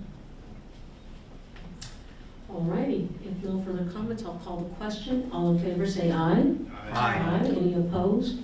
All right, that motion passes 5-0. Do we make a first or second? I didn't get a first or a second? I apologize, my goodness. Okay, can I get a motion to approve? Second. Moved by Ms. Conchola, seconded by Mr. Lopez. I'm sorry.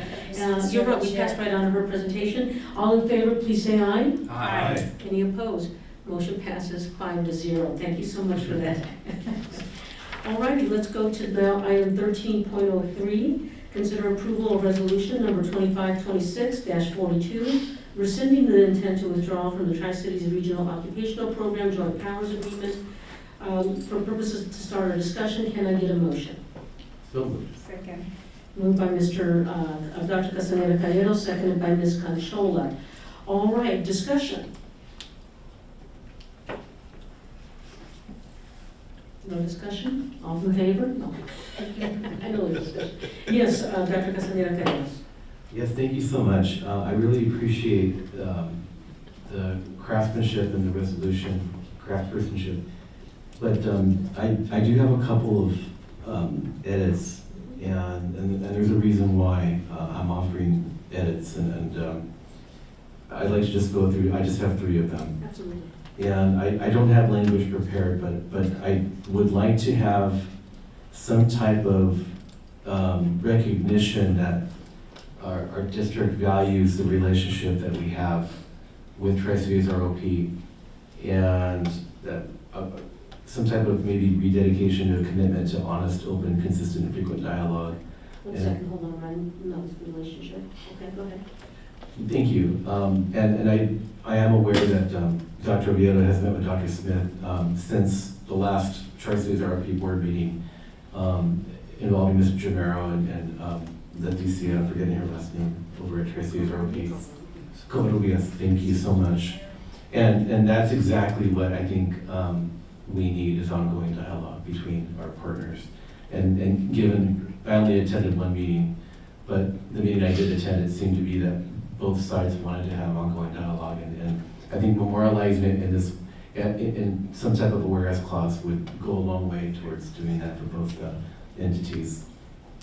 Thank you. All right, so that's, let me get your other 2 if you don't mind, unless somebody wants to comment on that one right now. I'm okay with it. Yeah. Okay, I'll come up with some language in a second. What's the next one?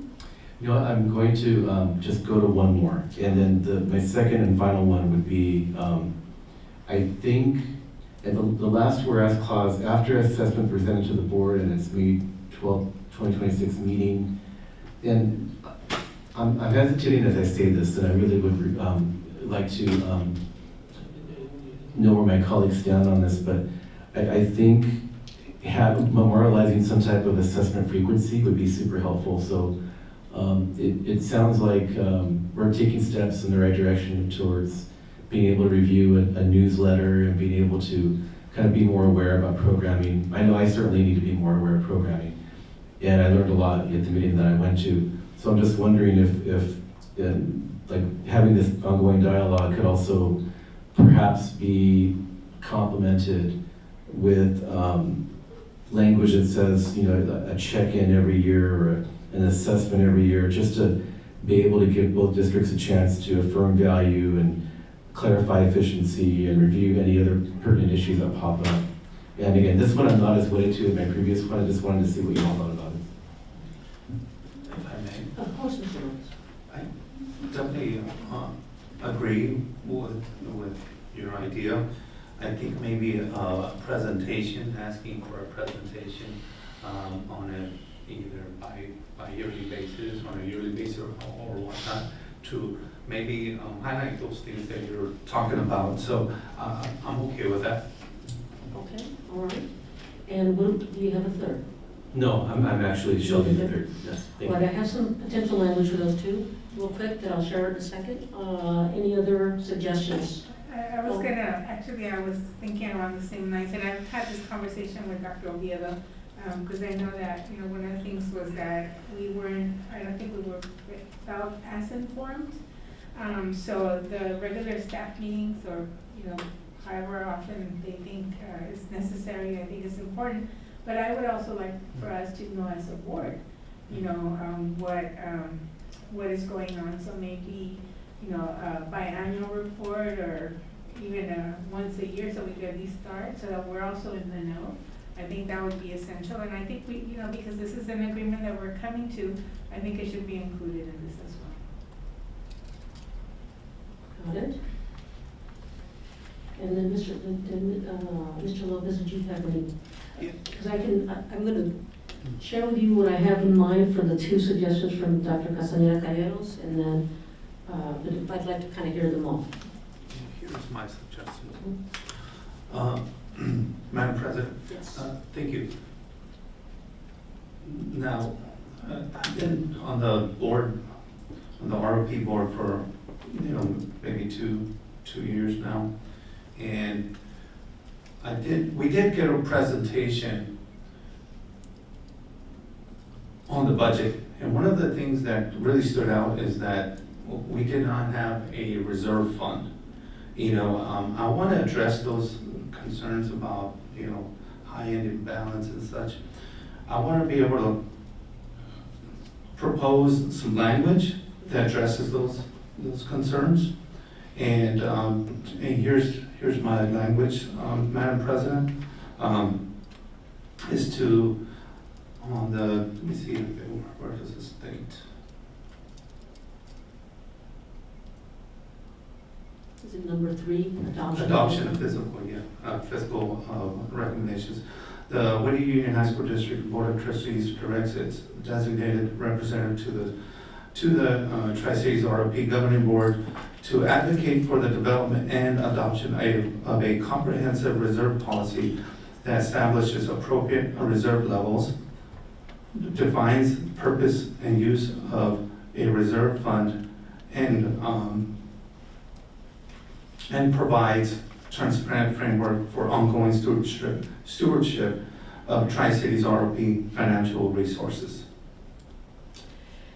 So for the record, Mr. Lopez and I, because obviously it's allowed by the grant, the two of us actually spoke about this proposed revision.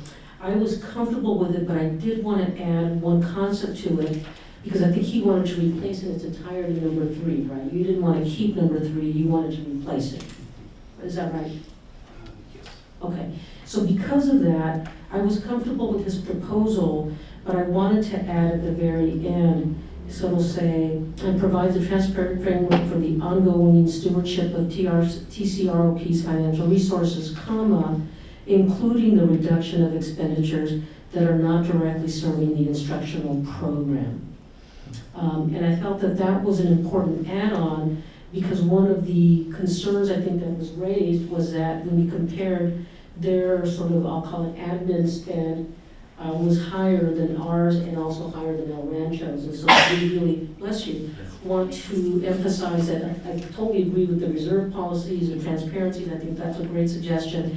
But I think that we also want to make sure that we focus on that when we talk about expenditures, we're really talking about increasing those if we can for the instructional program. So Mr. Lopez, would you accept that as a friendly amendment? Here's the, and what's? I'll call it a friendly amendment even though no formal motion has been made, but just. Right. So you're saying including the reduction of expenditures that are not directly serving the instructional program. So I do, my understanding is that you know, the director of the businesses, Ms. Barajas, and of course, Kathy Kent, they do a lot of good things already. I don't understand what you mean by reduction of expenses, because if we reduce the expenses, that means less responsibilities, right? Interaction with our students and staff. I just trying to understand that a little bit more. Yes, I'm intending consequences, So in that's our all. conversation with Dr. Smith, we identified some very specific examples where we had common agreement.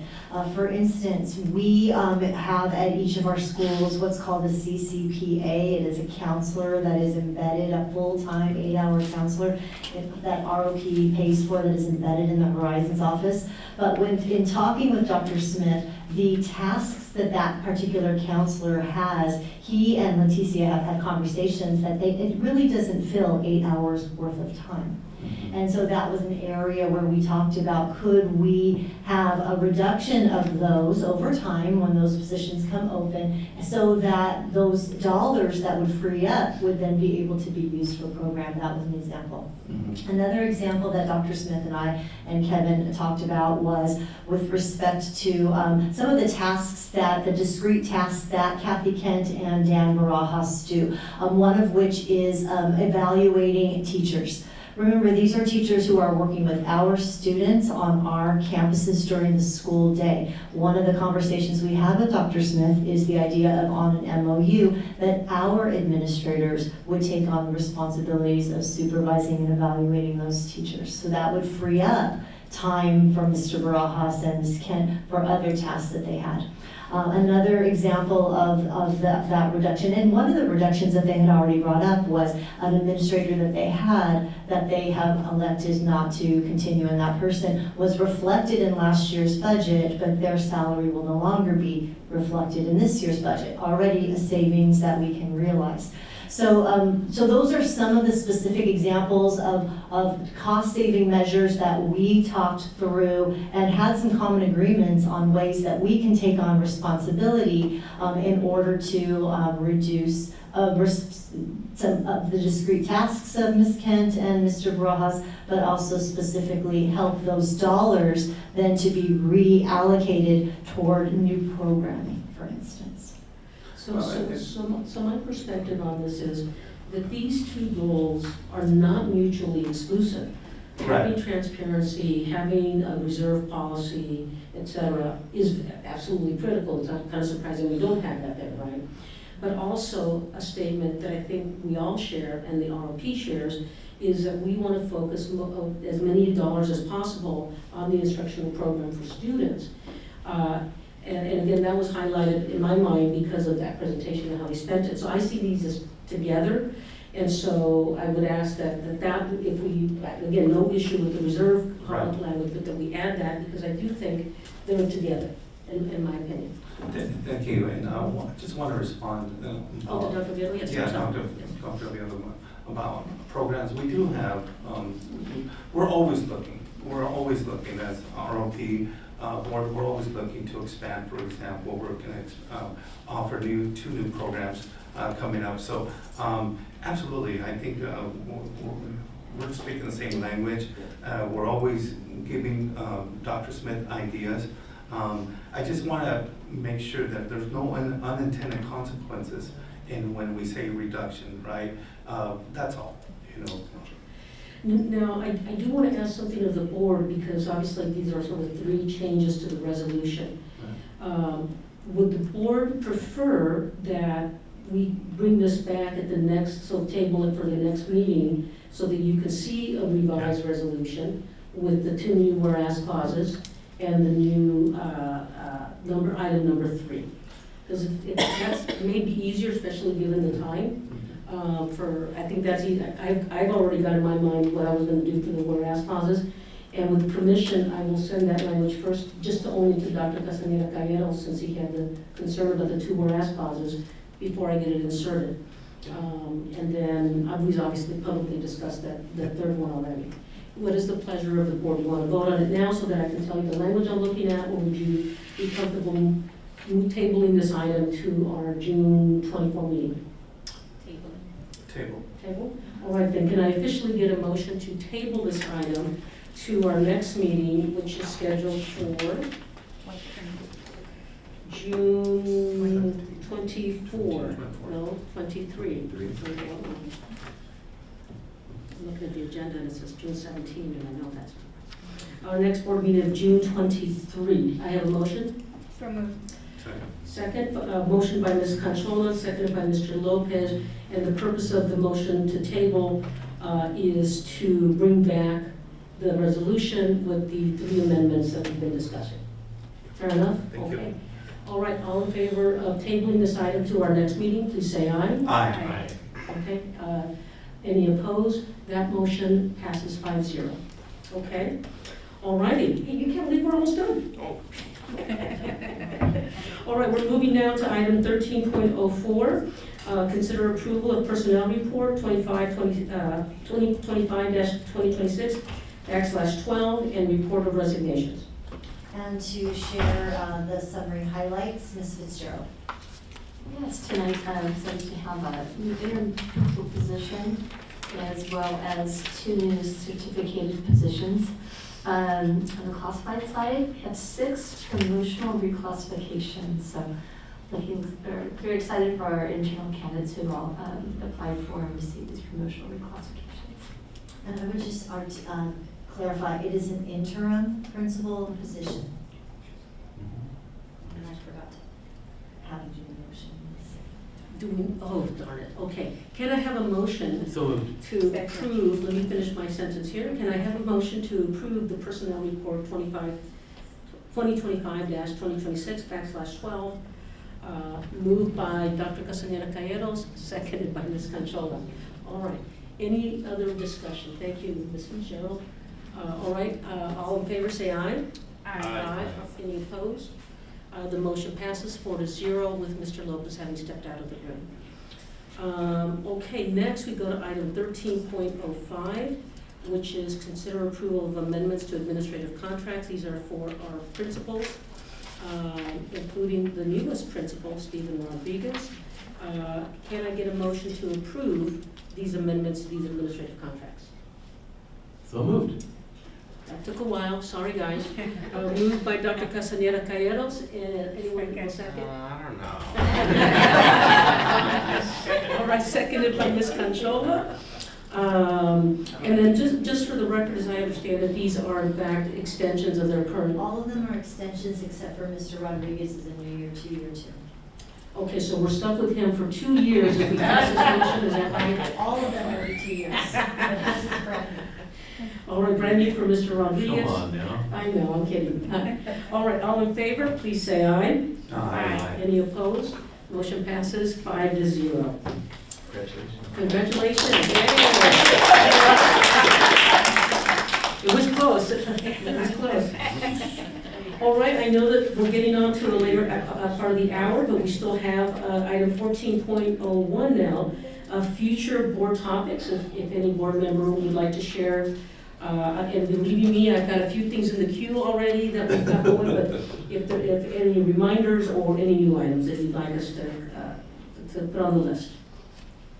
I would like to hear about parent involvement. Maybe a report of, number of parents at our schools, what kind of activities, that kind of thing. Mr. Lopez? Couple of them. One, an Avid presentation. And then, I don't know if it would be a committee, but maybe some looking at, the different contracts that we have, maybe bringing them in-house. I know Mr. Whittier did mention something like that. I'd like to, have that maybe presented to us in the future.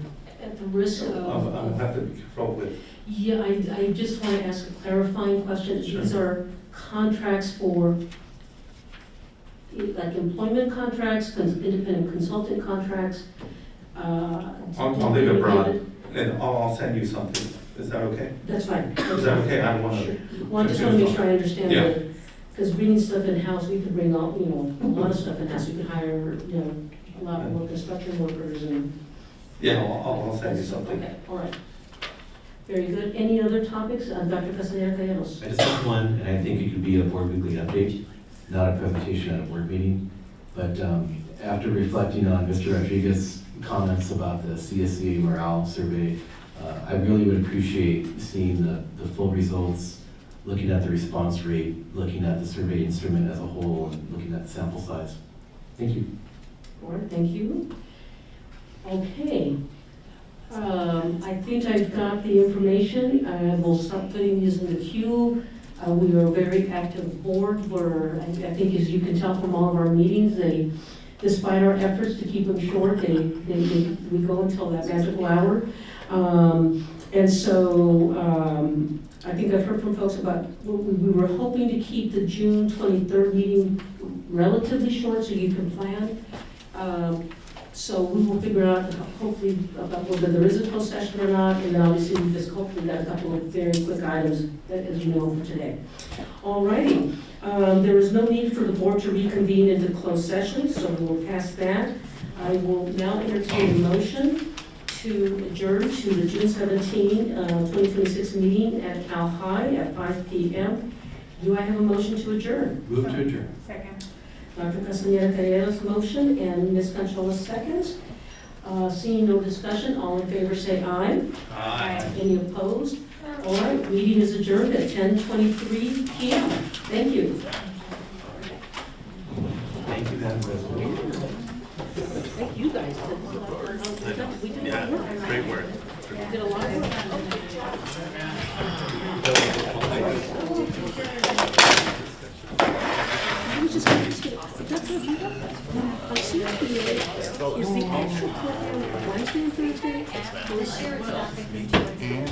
So it is the full.